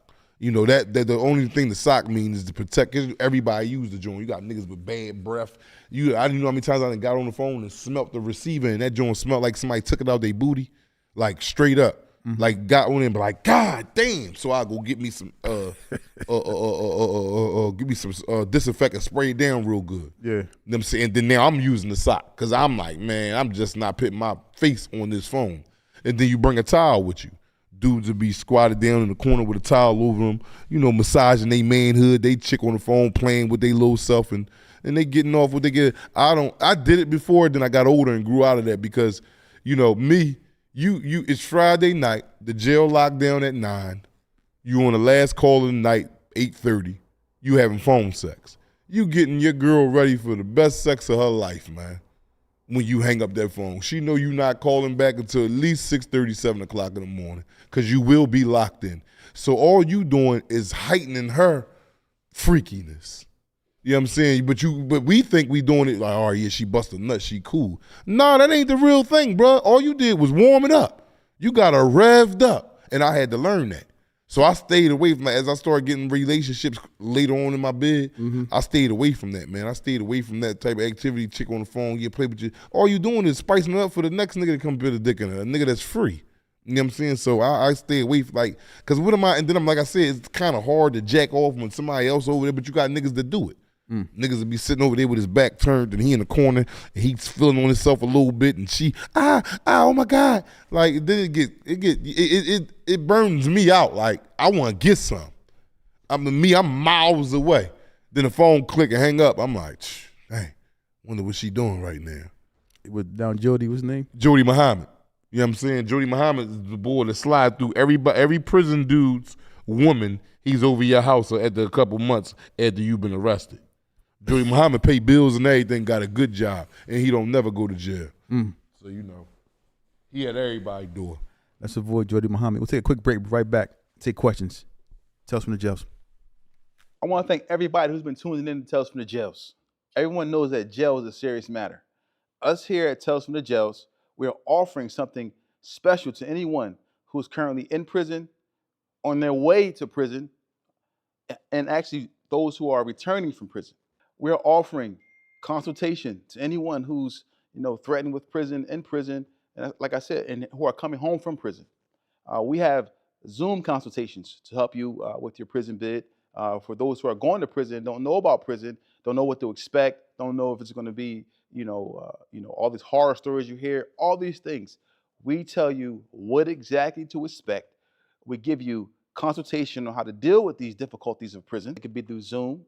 It can be in person, where we talk to you in person.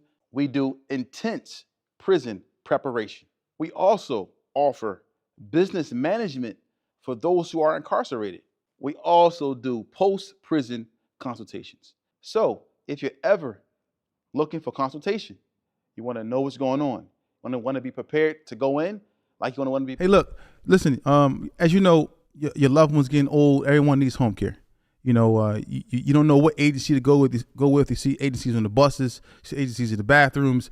Everywhere you go, you see home care agencies all around. You don't know what agency to choose from because all of them are saying 401k. All of them had a lot of the same things that they offer: vacation pay, top dollar. You see it everywhere. So you see these home care agencies, and you're trying to pick and choose, trying to weed out the real from the fake. You don't know which agency to choose. You don't know who I'm going to choose, what I'm going to do. What you do is you contact us. No more long lines at the welfare office. No more, waiting for someone to call you back. You don't know who's going to help you. You heard all this stuff before. I'm gonna get you your services. I'm gonna get your mom approved. I'm gonna get your grandmom approved. I'm gonna get your brother approved. Whatever. You hear all these things. People want to get you set up, get you going, but you still set it. That's cool. Everyone knows prison is a serious matter. Prison is oppression, but nothing's worse than going to prison and not knowing what to expect, or coming home. Welcome everybody back to Tales from the Jails. We back. So, this is the part of my favorite part of the actual, podcast live is when we get to answer questions, speak to people about different questions they may have in regards to, the topic today or whatever we spoke about today. So let's get these questions going, y'all. Let's get these questions, man. Any questions y'all need to know? And while we wait for the questions, we got a special guest this week. We got a female who did how much time she did? What Naima do? 12? Something like that. It was over 10. Yeah, Naima, real crazy story, man. This Thursday at 6 p.m. Naima, man, she's from Philadelphia. She has a crazy, crazy story, man, about her losses are banned in the federal penitentiary, and things that she's doing now. But the story is real crazy, man. Y'all gotta check this story out. It's this Thursday at 6 p.m. On Tales from the Jails. There'll be a live chat. We'll be there. But this is a. I know we had Rocky up here before, but I don't believe Rocky's story is similar to hers because she did federal time, and it's crazy, man. Like it had me ready to cry. It's probably gonna have y'all, in tears as well. So don't forget to watch it this Thursday at 6 p.m. Questions ready, y'all. Get the questions. Somebody named Troy White. He said, Black, what's the scariest day you had in your whole 20-year bid, bro? The scariest day? Yeah, it was about the time somebody tried to rape you. No, I ain't never had that, man. Alhamdulillah, ain't nobody never tried to rape me.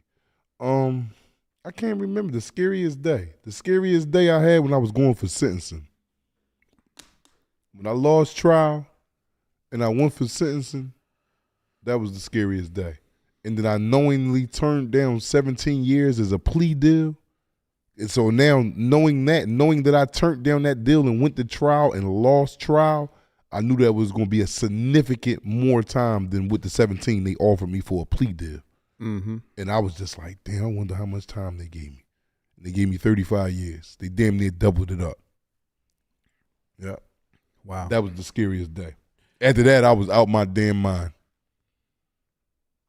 for a very long time, but I'm getting it back together slowly but surely now with, a lot of support from my friends and family and, me wanting to do the right thing because it got to start with you as the person.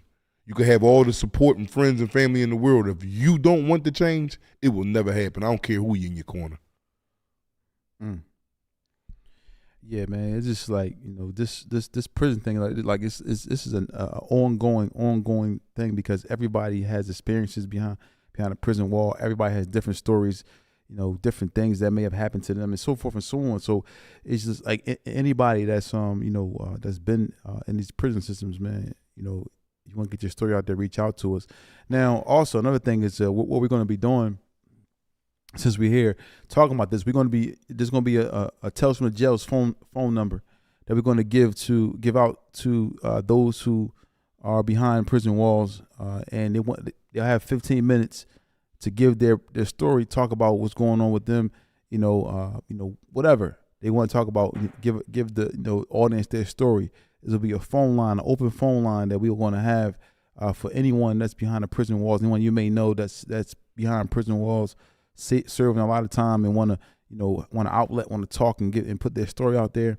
We'll have that phone number tomorrow. So, and I will tell y'all right now, man, a lot of these stories is going to be graphic and too real. So if you got a queasy stomach, I advise you to skip over the story. But a lot of y'all curiosity killed the cat. And so I know y'all going to be here, but I'm letting you know now, this is going to be cold-hearted facts when you hear these men call on this line and they put these stories out. It may be devastating to some of y'all. It's going to be a lot of people calling in. So I'm letting you know now, beware. Yeah, we're giving everybody 15 minutes. So we'll be releasing a number tomorrow for everyone. It'll be released on all platforms, and it'll be available for those to call in from prison. Everybody can put it on their books, or their phone. Their books, but their phone, records, or they can call in. And some people got cell phones probably in there. Not whoever it may be. However, you can reach the number, but it's going to be available for the state and federal penitentiaries. And somebody just asked a question. Justin Porter said, how do introverted niggas make out in prison? Is it possible to just do your time without being bothered? Yes, it is. Until you're bothered. But the dudes is quiet, mind their business, stay to themselves, do their workouts. I see them dudes fly right through that joint. The next thing you look up, he's so quiet and all that, you didn't even notice he went home. Like, damn, what a boy that used to be sitting back there by himself and ain't bothering nobody. Man, he went home last week. You like, for real? Because he's so much out the way. Yeah, so there's a lot of dudes like that. Yep. Say, let me see. Oh, Bilal Ibn, it said, prison didn't change me, it made me worse. I changed when I had my son, alhamdulillah. Alhamdulillah. You might can move forward now, Tawfiq. Alhamdulillah. A lot of people, they got their own methods of changing, man. Prison changed me. It didn't take for me because I have a son too that I love dearly more than, anything in this world. But it wasn't my son that changed me. It was definitely prison because I had my son after prison. My son will be 5 December 8th. So I can't say my son is not stopping me from going from prison. Prison is stopping me from going to prison. In the fact that I want to be out here for my family members and all that, but to each his own. You know what I'm saying? Alhamdulillah that Allah blessed you with a ibn that you can look after and change your ways where you can continue to look after. Yeah, there is no privacy in prison. Do the guy, all right, Simyola asked me, do the guys sit down when they pee if they not Muslim? Yes. It's a lot of dudes that will conform because not only is it clean-wise, to whereas though we say nudges. Nudges is an Arabic word for filth, bodily filth, right? And we sit down and pee because we're not supposed to piss on still water as being Muslim. When you piss, still water meaning is just sitting there. Like when you flush it, it's no longer still. When it's sitting there, it's still. So if you peeing on that, all men done did this before. Early in the morning, you go to the toilet, lift up the toilet seat, pee. You can actually feel sprinkles coming back off the water hitting you on your legs. Am I right or wrong? Okay, granted, yes. So with this, you sit down because of the cleansiness of it. And then it's health benefits involved in this. Your bladder is not leaned on. When you sit down, a lot of pressure is taken off of you. So it's health benefits behind it, behind the cleanliness benefits. Now, a lot of dudes are conform to that. That's not Muslim. A lot of dudes are coming to the cell and be like, damn, all right, this is how we rocking it. Either get on one knee and piss or sit down on the toilet the reverse way and piss. A lot of dudes will conform to that because of the cleanliness that it got to offer. RG Unlimited said, ain't no air conditioner over 4 dicks, that's for sure. No, it wasn't nothing. You goddamn right. That's an old jail. That's a very old jail. James the Flame said, how come we can't find? Yeah, we on Spotify. You should just type in Tales from the Jails, and we should populate. You'll be able to see us on there. I'm not sure It why. says the pod still spelled the same on there. Yes, it is. Yep. I was looking and all this other stuff came up. Yeah, you got to just probably because so we got a it's lot of something people similar. have, but even in the membership, a lot of people be asking about it. I mean, we'll talk about it, but it's easy once you go to the YouTube video, you just click on the bottom of the screen for the membership, but it's right there. Or you go to our page and it'll tell you to become a member and tell you how to join right there. It's there. And also on Spotify, as you can see, we check that every day, and we see people are actually watching us on Spotify as well, and Apple Podcasts as well. So what I'll do is I'll probably just post a link for everybody to go find us directly on these platforms, or we'll have a link posted so you could just you'll have it and you'll be able to click on it and you'll be able to find us that way. I'll make it easier. So we truly apologize for any inconvenience. Styled by Kia. This is not no green sweater. This is a little windbreaker jacket. She talking about feet don't let black wear that green sweater no more. Let me get to some questions real fast, man. James said, do you think it would be harder for someone from prison to conduct themselves in society because the respect from people in jail versus being home is totally different? Absolutely correct. It would be more so of a seclusion thing. A dude to seclude himself before he would revert to violence. So it'd be like, man, these dudes ain't got no, like he'll be staying away from them. Like right now with me, besides a few of my brothers that I deal with that never have been to prison, which damn near all of them have, because even him for instance, but he's had a stretch where as though he's been free. But I'll be around a bunch of the guys that I've been in there with 15, 20 years. Like these are the guys, like I know what we on. I know ain't none of them trying to go back to jail. They all working and we all uplift each other. We check each other when we wrong. Don't nobody have an ego. I could be checked and be like, all right, cool. Same thing with me and my brother. So I know I could take that. So it's hard. Yes. So it's very hard when you're around like the blatant disrespect that people might not even look at as disrespect. For a person that's coming home into society and seeing it, like, that's why you see a dude that did 5, 10, 15 years, they standoffish, they checking out the scene. They ain't vibing themselves. And this is 9 out of 8, 10 dudes that I'm talking about that got that type of time in. They're not going to associate that stuff because of the indoctrination that they got through their incarceration. You know what I'm saying? Yeah. What's the craziest things? This is Talib Washington. And he asked, what's the craziest things did the correctional officers do to the inmates? Man, they won't feed you. They walk past your cell. You ever heard the say seafood diet? Your seafood diet. They walk past your cell with it. That means you seen your food and they kept going, and now it's a diet for you because you ain't getting one. You know what I'm saying? So yeah, that's like one of the, like, if you don't feed a person, man, that's in a condition where as though he ain't got nothing to eat, I feed hunger is a bad thing, man. Like, I think not starving a person is worse than beating him up. Beat my ass and slide me a plate in later on. You know what I'm saying? I can heal from people. That hunger, bro, that's a different type. I don't know if you ever been hungry or not, but I've been hungry night after night after night, and I never forget them hungry nights. Never. That's something that'll stick with you for the rest of your life. Somebody said AK222. What car is Philly the closest to? New York, Baltimore, DC, or Jersey? Or there's no real alliance, every car for themselves? Every car is for themselves. There's no real alliance, but there is a crazy respect between the Baltimore and DC and Philly car. Like, DC and Baltimore ride together damn near all the time. You know, the DMV, Baltimore, DC, and Virginia, because that's all right there. But, you know, the DC niggas, and now y'all got they got the tag of being homosexual. Not all of them is homosexuals. They got a lot of dudes that come out DC that involve their sexual activities with men. But majority of the men is men. And, you know, men real recognize real. We cool with New York, but it'd be like the DC dudes that the Philly niggas like that we gravitate to each other. Somebody earlier said that they asked for advice. They got 11. That's what I was looking for. I 11 can't man find it now. indictment. Yeah, Where you find it at? There's a new question that's popular in there. I didn't find it, but I did see it earlier as well. Yeah, I seen it. So what's the question? So he's facing trial. He ready to get 11 months or something. He don't know what he gonna get. I got 11 man indictment. He's facing trial. What's his name? Where we can, you mean? I gotta try to let me see. Let me look. Oh, you didn't. Oh, you ain't even looking at it. Somebody just posted it for him to kind of help him out. But I saw it earlier, but that was earlier in the show.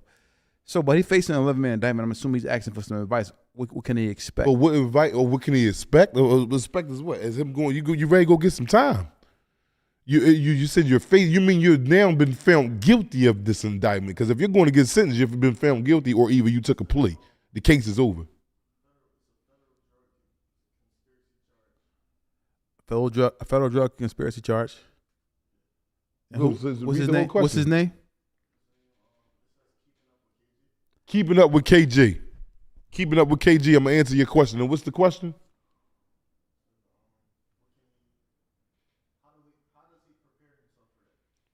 For sentencing? Man, it's the only way you prepare yourself for sentencing, man. If you're already in custody, if you're in the FD, if you are in your FDC or detention center, what I will tell you is load up on a bunch of the commissary that's in that jail, because when you transfer to your jail, when they get you out, once you're sentenced, you will be going to your jail within the next 30 days. Mm-hmm. A lot of stuff that they selling at that detention center that you're at on a commissary is not going to be at them jails, any jail that you go to. Mm-hmm. So take advantage of that. Like, they usually let you pack out with like 3 boxes. So load up every week that go past the commissary, buy stuff that you're not going to eat, candy, sugar products. They don't sell none of that at the jails. Tank tops, if they sell tank tops there, buy that. They don't sell that at the jails. Like, you'll buy a pack of tank tops there for about $9 from commissary and sell it for $50 on the yard, because they don't have it on the yard, selling it on their commissary. So I would tell you to load up on all, because evidently it sounds like you're going to jail. Like, you're going to get time. You're not going home if you're asking the question of what you should prepare for. So that will be the first thing. I don't know if you told or if you stood tall. I'm not saying you did either one. But I'm saying if you told, it's going to be a long stay for you. You got to mind your business. Stay to yourself.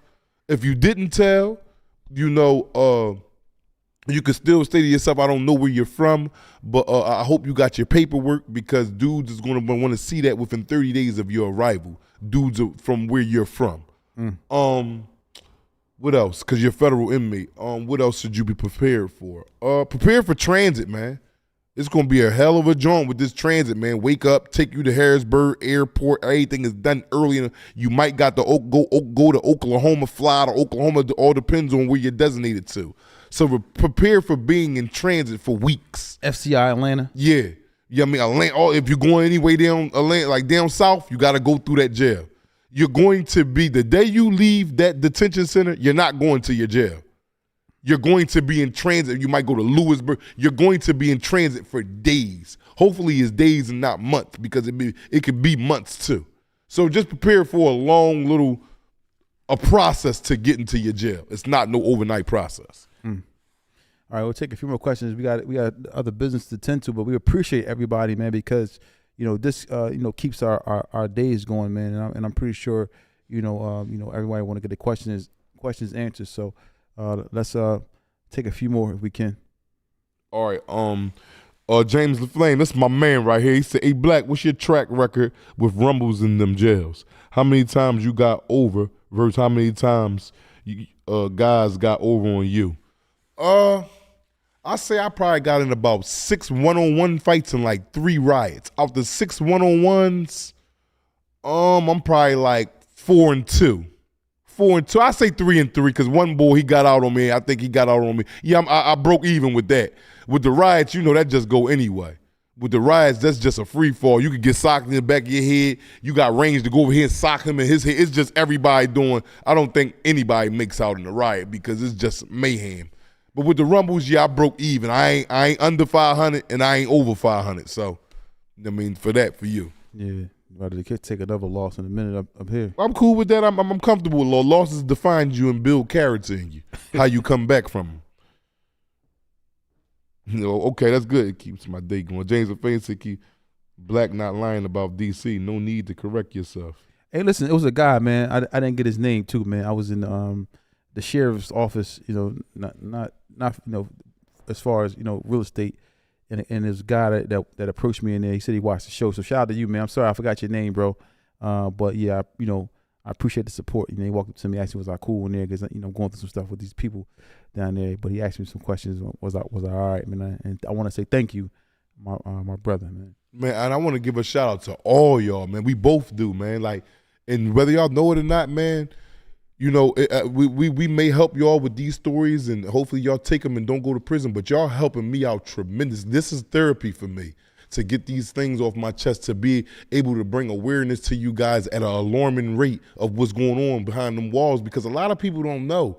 People think because you in there and you eating 3 meals a day and we come home, we are skin glowing and we healthy, because that's because we've been put up on a shelf. What else do you think? We don't have the drugs like how we have out of there. Like you see dudes going there, that's drug ass, come home, they big, they fit, they strong, they look good. But there is a oppression that they're going through for this type of look.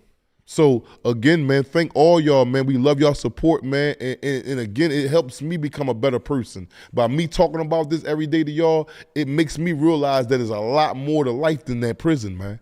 And so that's why I get up here and be so adamant and so passionate about how I explain these things to you. But let me get back to some of these questions, because we got the. Let me ask y'all a question. I know because we just got some. I just got an email, but hey, listen, what y'all got think? an email? Yeah, about something. But y'all, how y'all feel about that phone? You think it'll be good? Think that phone is going to be a good idea to for everybody to tap in, dudes to tap in from jail.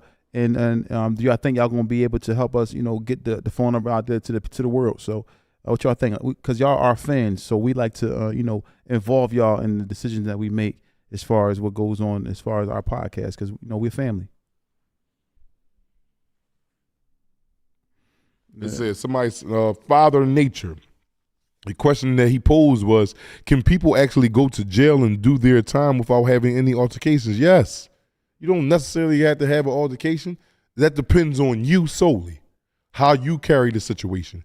If you carry the situation in a crazy manner, then that's what you're going to get, crazy manner.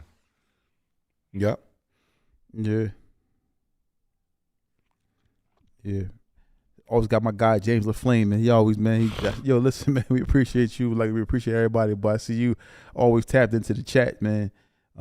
Thanks, bro. Appreciate that. So, okay, cool, man. James said he loved the idea, man, about giving that number to a couple of people, man. And Dat 24, he was laughing at something, I guess, that you said. But, yeah, man, we just want to get y'all feedback, because, we just think it's something that's going to be, a positive light to people that's behind the wall, because people can't, get their stories out there behind the wall. Maybe we can help some people. I don't know, but it's going to be an outlet for everybody to call in. The other James said, not James LaFlame, another James said, might have to set up appointments with that John. Yeah. It'll probably be 30 people calling in once from jail. Yeah, for sure. So we gonna for sure. So for sure, yeah, we gonna have we're gonna have to organize it and set it to where everybody get a designated time to call. So initially we'll answer the phone, and we'll whoever calls in, we'll set up a time for them to call in, and maybe during the chat we might get a few calls through the live streaming. That way y'all can hear these stories. So we're going to definitely have to organize it, because that, it can get crazy. Maybe even 200 people calling at one time, depending on how far this phone number goes. Oh, bread bags. I seen LaFlame, would you say, let me go up here and say, I think I did see it, but I didn't understand it. Hold on, let me see. Let me see. All right, yeah. Hey, Black, I don't know if you saw the question, and if you did, I'm sorry for repeating it. I didn't hear your answer, but how essential was the bread bag for you when you was in the county? Man, the bread bags is major. I'm talking about bread. He talking about like the bread bags that come off the loaf of bread. It's like your bread bag bring you hot water. It store your food for you. That plastic bag that come around. So that you put hot water in there? It don't like melt the bag? No, it's not that hot water. Okay. This hot water is 190. It only get up to 190. So the bag can withstand the heat. No, the bag can do anything. Like, so say we locked in and I'm an orderly. You could slide me your bag under the door, under the crack. I go to the joint, fill it up, but I don't tie it. I just twist it. And then I lay it on the floor, it'll get flat because there's water inside a bag. And then I can slide it back under the door to you. So it don't get no holes in it or nothing like that? No, you got to be careful when you're doing it. It'll tear. It have done that, but more so a nigga know how he'll see the little edge and he getting it and it was hot. Ooh, ooh, and he pulling it through on the other side. But bread bag, like in the jail, that's only in the county jail. That's not like in bigger, because it's a lot more stuff you can use than bread bags. The county jail is basically nothing you have. So that hot water's made to make chi-chis and... Yeah, chi-chi, all your food. Chi-chis, soups, everything that you got to cook with, you need hot water. So I saw something like they wrap it like in a towel to keep it hot. Yeah. If you got hot food already and it's hot, then you'll wrap it in the towel and it'll give it a long lasting hotness. Not long lasting, but it'll be hot longer than it was if you had it sitting out. Sitting out, okay. You know what I'm saying? So, it is what it is, man. Like, yeah. Like that hot water, like I done seen dudes like had bread bags and had hot water and then put like say they had some chicken from the chow hall they bought up. So they'll wrap that in the one bread bag, right? Mm-hmm. And then have a whole another hot water in another bread bag and sit that in there and just let that sit for like 20 minutes so it's warming your chicken up. Quick question to another thing too, man, because me personally, I don't vote. I don't really believe in voting for. I just think that is rigged, and I just think me personally. How y'all feel about voting? Y'all going out to vote today? Do y'all believe in voting? Do y'all believe that it helps? Do y'all believe that it's going to make a difference by voting? I seen Wallow out there promoting. What's his name? Who was Wallow? Oh, Larry Krasner. Yeah, Wallow promoting Larry Krasner.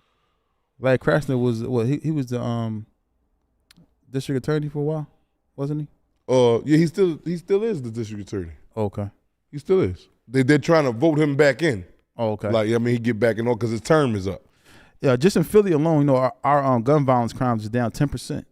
So they said 10%. Well, that's alhamdulillah. That's a start. Yeah, it's a start. Let's get it down to 100%. Yeah. Unless they out here trying to take from our families or something like that. I don't promote going out with no guns, but there's only so much a man can take. You ain't gonna come in my house and violate my kids and my wife and me at all. So me, I'm going to pick up arms. I don't suggest y'all do it, but me, that's the only time I'm using firearms. Justin Porter said he vote when somebody black running. Well, the person that's black is not qualified for the position, bro. You just vote because they black. My God, Justin Porter, that was funny, bro. Oh yeah, we got a live audience shows. We gonna definitely going to be booking space real soon for the live audience shows. Y'all can get y'all tickets real soon. Working on something possibly at Reeves restaurant located on 57 in Sampson. That'd probably be the first spot. I think we're just working on something now. But Reeves restaurant is got some great food there. Great food, great there. atmosphere. Great atmosphere. We probably gonna that might be the first spot. We're thinking about it. We're not sure, but we're gonna start selling tickets. We're gonna have a show this month. We'll have tickets available for those who want to come out and support us, a live audience, and get some good food and things of that nature. So it's coming real soon, man. And it's a great atmosphere, man. Everything is gonna be just a great event, man. Somebody said, "Yo, Black, are you Maine Orlando?" I apologize. I know I'm jacking that off. You know who you is, Maine. Yo, Black, I used to eat my soups with no water, crunch it up, and put it in the season. I did that 1,000 times. That's when you get tired of cooking it. I done crunched it up and ate it like chips, sprinkle me some seasoning on it. I used to go in my soup packs and take out the vegetable soup packs and have like 40 to 50 of them and take it to the chow hall with me to put on my food down there. Because they don't give you seasonings in the jail. Like, you could buy some from commissary, but it be little BS seasonings. I put my little vegetable on the spaghetti they had that night. Woo! I mean, with some rice, on the rice with the, what's that rice with the red sauce and the beans in it? What's that called? Back in the day when your mom used to make that red food. Beans and rice? Over the rice, though. What, had red beans? It's red sauce with the ground beef and beans. Red sauce with the ground beef and beans? It was rice, though? Over rice. Oh, like the, what you talking about, the manwich type joint? I don't know what you're talking about, man. Man, it's rice with red sauce and beans and meat in it. What are you talking about, Tawfiq? It's chili. It's chili. Chili over the day. That's exactly what it is. Chili? Yeah, over rice. That was my. You know, I love rice. I ain't never had no chili over. I just You had, didn't? You I just never had had chili. that, Toffee? Just chili. No, but it be over rice though. That's a hearty. I put meal in the vegetable pack be the best. It's nice and spicy. Woo! But I don't want that. What I got now. Raheem Flair. Woo! Brahim Fred. Chili. Let me talk about some chili. I don't think everybody talk about some chili. Let me see. Like Krasner ain't playing, but give out that time. He ain't playing.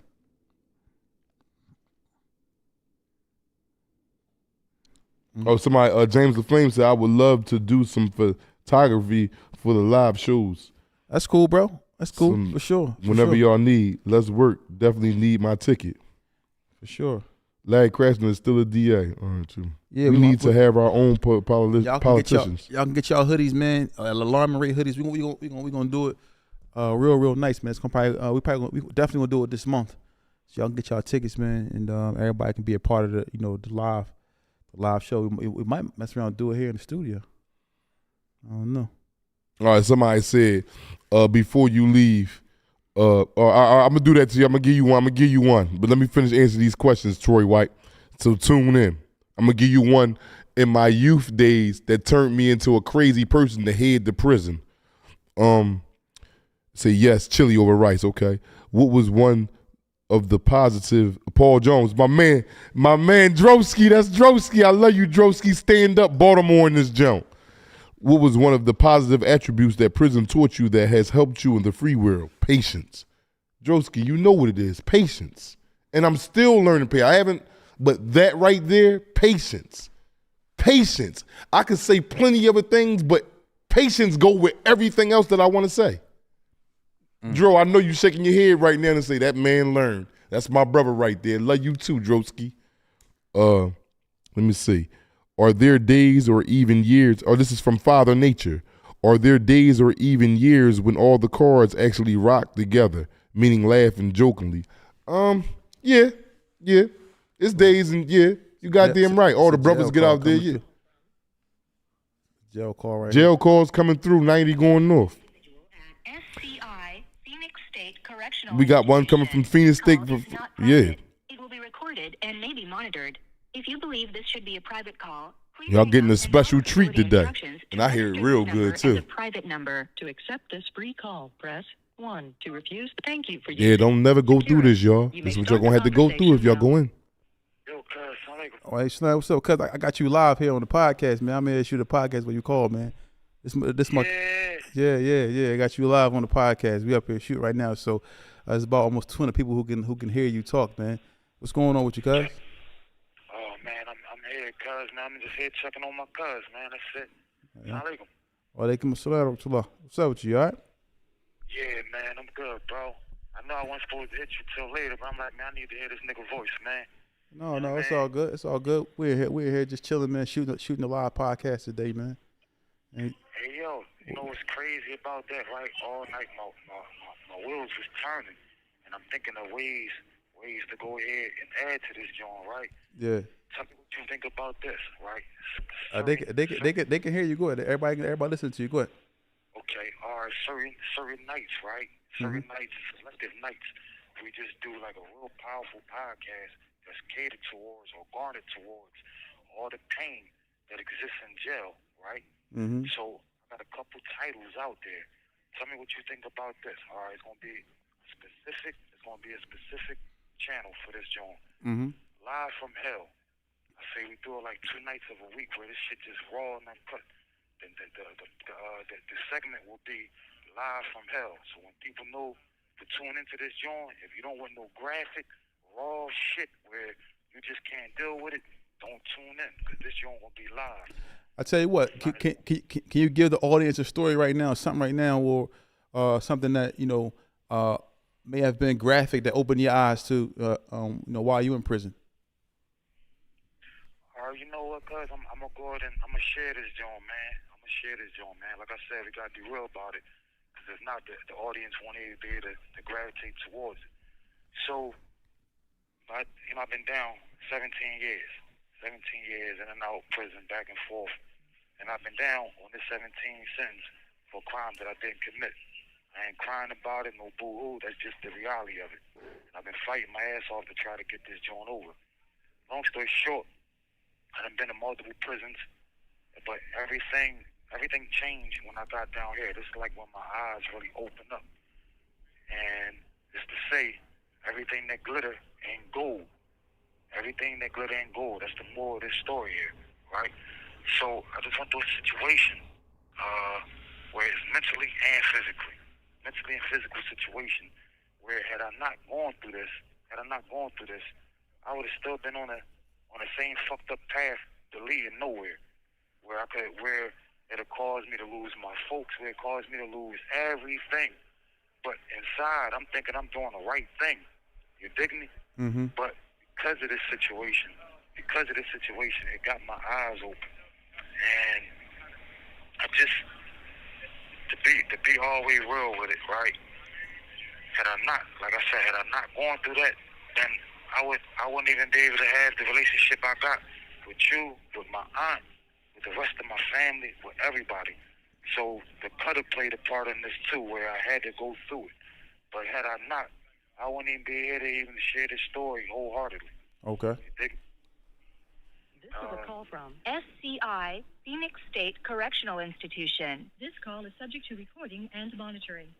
A little nervous talking, boys. You can hear it. A little nervous. That's fine. But trying to get that story out there. That's it, man. That I'm not going through it. People got to go through certain situations in their life in order to become better. I know it sounds cliche, but you got to go through certain things, certain measurements in your life in order to achieve a certain goal, or at least to reach a place in your life where you can be considered a real man, a decent man, a respectable man. You got to go through these situations. You got to go through them.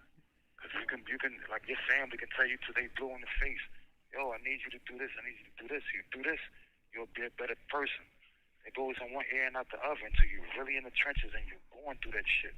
You feel me? Yeah. And once you go through it, then Allah leaves you with that decision. You can embrace that joint, or you can become even worse than you was before you went through that situation. So alhamdulillah, for me, I'm embracing that joint. I ain't running from it. I'm embracing that joint. So I can be a better person for me and for those that love me, man, that took care of me since I've been in this joint. We can't do nobody in prison can do this shit by themselves. Nobody. Do you mind elaborating on what you're talking about, the story that you or the situation that you went through that helped you get to this point? Okay, so all right, I'm gonna share this, John. All right, so about good month and a half ago, right, got to a physical altercation with a couple niggas, right. Now me going through it with them it wasn't something that I even. This is a call from SCI, Phoenix State Correctional Institution. This call is subject to recording and monitoring. It ain't something I will put much stock into as far as me wanting to keep going with this joint, or me still searching for blood, because the bottom story or the backstory behind it is everything. And this is what I want the audience to pay attention to, right? Dudes that I deal with, or so-called deal with me, smile on my face, hug me in the morning, this, that, and the third. They did some shit to lie me. You dig me? They did some shit to lie me. And this is people, like I said, smile on my face, hug me, this, that, and the third. Now, if I wasn't in tune to my surroundings, or willing to embrace change, I wouldn't be able to see it. I'd still be on just blood in my eyes. You feel me? I'd just still be blood in my eyes. But because of that situation, and because of the backstory behind it, the snakes, right? You know, we linking with dudes that we think really love us or got our best interest. At the end of the day, they don't. It's just a backdoor situation. You follow me? That's all it is. Just be some backdoor shit, especially if you got a name. If you got a name, they gonna try to lie you. They gonna try to lie you, bro. So I tell everybody, man, family is everything. This is what I learned from all this shit, man. Family is everything. It ain't the motherfuckers sit there and tell you I love you till they blue in the face. Yo, you my man, all that shit. No. It ain't that, man. Family is everything. I know I'm cutting the corners with certain shit, boy, because I can't be too graphic over this joint. You feel me? Yeah. But I hope I put enough out there for people to understand where I'm going at with this joint. Yeah. For sure. You my cuz, man. This my cuz. It's my my blood cousin. His mom is my aunt, and it's my mother's sister. And if you ever seen Ghost on Power, this is Ghost twin. This boy look just like Ghost. Yeah. Hey, yo, Yeah. that's my cuz shooting this shot, right? He ain't too far from it. He just look just alike, man. Yeah. Just alike, man. Yeah. Real. But yeah, cuz man, you are welcome to call me at any time. This is a good time that you called. That we having the we in the middle of the podcast. We in here talking to people, taking questions, man. I don't know if somebody got some questions for you. Maybe somebody might got a question for you in the podcast. Let me see if somebody got a question for me. Maybe somebody want to ask you something. Let me see. Okay. Let me see if we got any questions they may want to ask you. Let me see. Anything come through for them? Mm-mm. Let me see. Give them a second to see if they want to ask you a question. But I know, like I said, and I try to keep, contact as much as possible because you understand, like you said, family is everything. And even when I can't when I can't talk to you because of work or whatever I'm doing, my mother still stays in contact with you, and she'll cuss me out and say stuff to me if I haven't talked to you in a while. Yep. Yeah, Yep. she'll be on me. So, and she stresses, the importance of family. He said, you got a question coming. It says, ask you how state prison nowadays. This is from James. He said to ask you about state prison. So how has it changed since then? He said, how is state prison nowadays? How was it? State prison, man, is all mental now. It's all mental, man. Back in the day, back in the 80s, early 90s, it was all physical. Don't get it wrong. You can get touched in this joint. You can still get touched, but it's all mental now. Everything is all mental. And I say, matter of fact, I'm gonna make the correlation between what I was just saying about family is everything, in comparison to what state prison is like now. Like I said, it's all mental. It's all mental. So you got to have that support system behind you, because if not, you're just gonna be caught up in the quagmire. Quagmire, I mean, you're just stuck in time, and nobody wants to be stuck in time, even though you're doing time. You don't want the time to do you. You follow me? Yeah. So you got it. You, like I said, you got to have that. You got to have that support system to help you mentally to navigate through all the hurdles. Because every day it's a hurdle in here. Every day from in your sleep it's a hurdle. Because in your dreams you're thinking about what you got to wake up to, what you're gonna go to sleep to. You follow me? Like it's always something in this joint. So without that support system, or you being at your best, at the top of your game mentally, you're going to succumb to this shit. I have. I'm gonna be honest. I have. As strong as a dude as I am, and my cousin to tell y'all, man, I'm as strong as ever, man. But I've succumbed to this joint recently. And had I not gone through that situation that I just spoke about, I'd still be in the quagmire, gang war with my folks, still thinking I'm still him. But I ain't shit for real. I ain't shit. If I can't help my folks help me, then I'm in a fucking way. I'm in a fucking way. Plain and simple, I'm in a way. So it's this joint is a mental challenge here. It's a mental joint. But again, got to have that support system. But if you got that support system, don't chase it away. You can't chase it away. You got to add to that. The people that help you got to add to them. So, in a nutshell, prison right now is all mental now. It's all psychological thing. That's what it's based on. Another question. Somebody said, what's the worst yard you've been on so far? What's the who? The worst yard you've been on so far? The worst yard? Yeah. What? I don't understand the question. The worst prison yard you may have been on? Oh, okay. The worst prison yard. Man, that's a good question. gonna have to say of Greene County. That was Gladiator School. That shit was all Gladiator. Back in the early 2000s, anyway.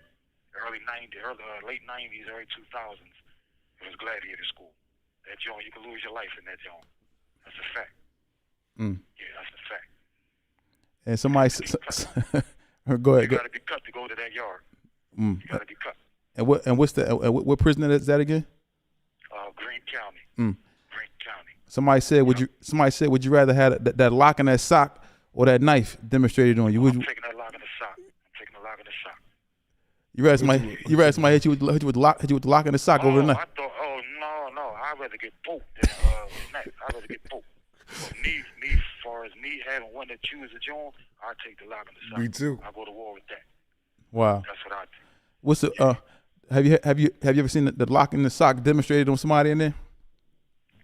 Yeah, I've done a few demonstrations myself with that. Yeah. So that's why I prefer that joint. I know what that can do.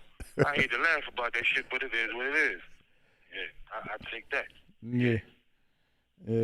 Somebody said you sound like Beanie Siegel. Yeah, man. Hey, Ball, listen, I got a joint, if you don't mind, man. What's up? I'll tell you, I've been punching in my journal since 2016. I got some shit I just wrote in there recently. You want me to spill that? Yeah, go ahead. If you can share something real quick, because we got time. You can share something real fast. Go ahead. So I got time to do it? Yeah, go ahead. All right, let me get the CO to hit my door real fast. I'm going to get the CO to hit the door so I can grab my joint. All right. I'll be right back, Ball. All right. You have 1 minute left. He got 1 minute. Dang. He ain't Yeah, 1 minute. Time he got. See how he can make it look, back. all y'all that have been tapped in listening, how long was that conversation for? They just now gave the alarm. You got 1 minute left. That's crazy. That's all you get on that phone, man. That's it, man. Then you got to spread it out. Who you want to call? Your girl, your kids, your mom, your dad, your brother, sister. Yeah, I'm here. Hey, Ball, hey, he upstairs making a round. By the time he get down here, the fucking call gonna be over. All right, well, look, you just call back tomorrow, cousin, or call me later and call back tomorrow or whatever. We can do it tomorrow and have you can share something for your journal for the audience, man. They probably gonna be looking forward to hearing that from you. No doubt. And I listen, man, cuz like I said, I'm proud of you, man. I love you, man. And Yeah, you know I love you too, man. This joint it's not just a business. Like, this is an outlet for people to get their stories out there. You know what I'm saying? Like, I'm proud of you for this joint, Ball. Like, real right, man. This is something. Thank you for using Securus. Goodbye. I love you too. Yeah, y'all see how, these jail calls, this is real life, situations. And I got a lot of people in prison that I know that call me. Not a lot, but a few people that's in prison that call me, and then I try to answer the phone as much as possible to be an outlet for them. And we go through stuff like, that's my cousin, we go through stuff, we argue sometimes, and then he might not call me for a couple of days, but I understand that I'm his outlet, and he needs to talk to me because I keep him, grounded about what's going on, because he lost everything in there.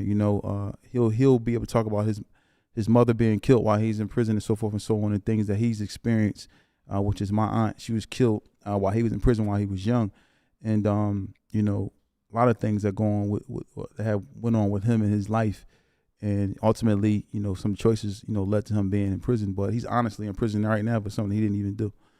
So we're trying to work towards getting him out of there. But it's a crazy situation, man. James LaFlame said the way that call ended gave him chills, man. Yeah, gave him flashbacks. That joint crazy, man. Yeah. Stay free. That's the message we pumping at an alarming rate. Stay free. Stay free, y'all. Stay free. So once again, we want to thank everybody for tuning in to Tales from the Jails. Don't forget, y'all, to become a member if you can. We probably going to share a link through the chat tomorrow so that everybody can be able to, have the links for the Apple Podcasts, Spotify, all other platforms, and we'll kind of walk through how to become a member as well. But we see y'all tomorrow, man. We'll see y'all tomorrow for sure. Y'all are our family, man, and we look forward to speaking to our family every single day, whenever we can. And we're gonna keep bringing y'all heat, man. So it's Tales from the Jail. Anything else you want to say, Young? Stay free. He said. Okay. Somebody said, okay, cool. All right, man. Listen, y'all, stay free, stay safe, man, and most importantly,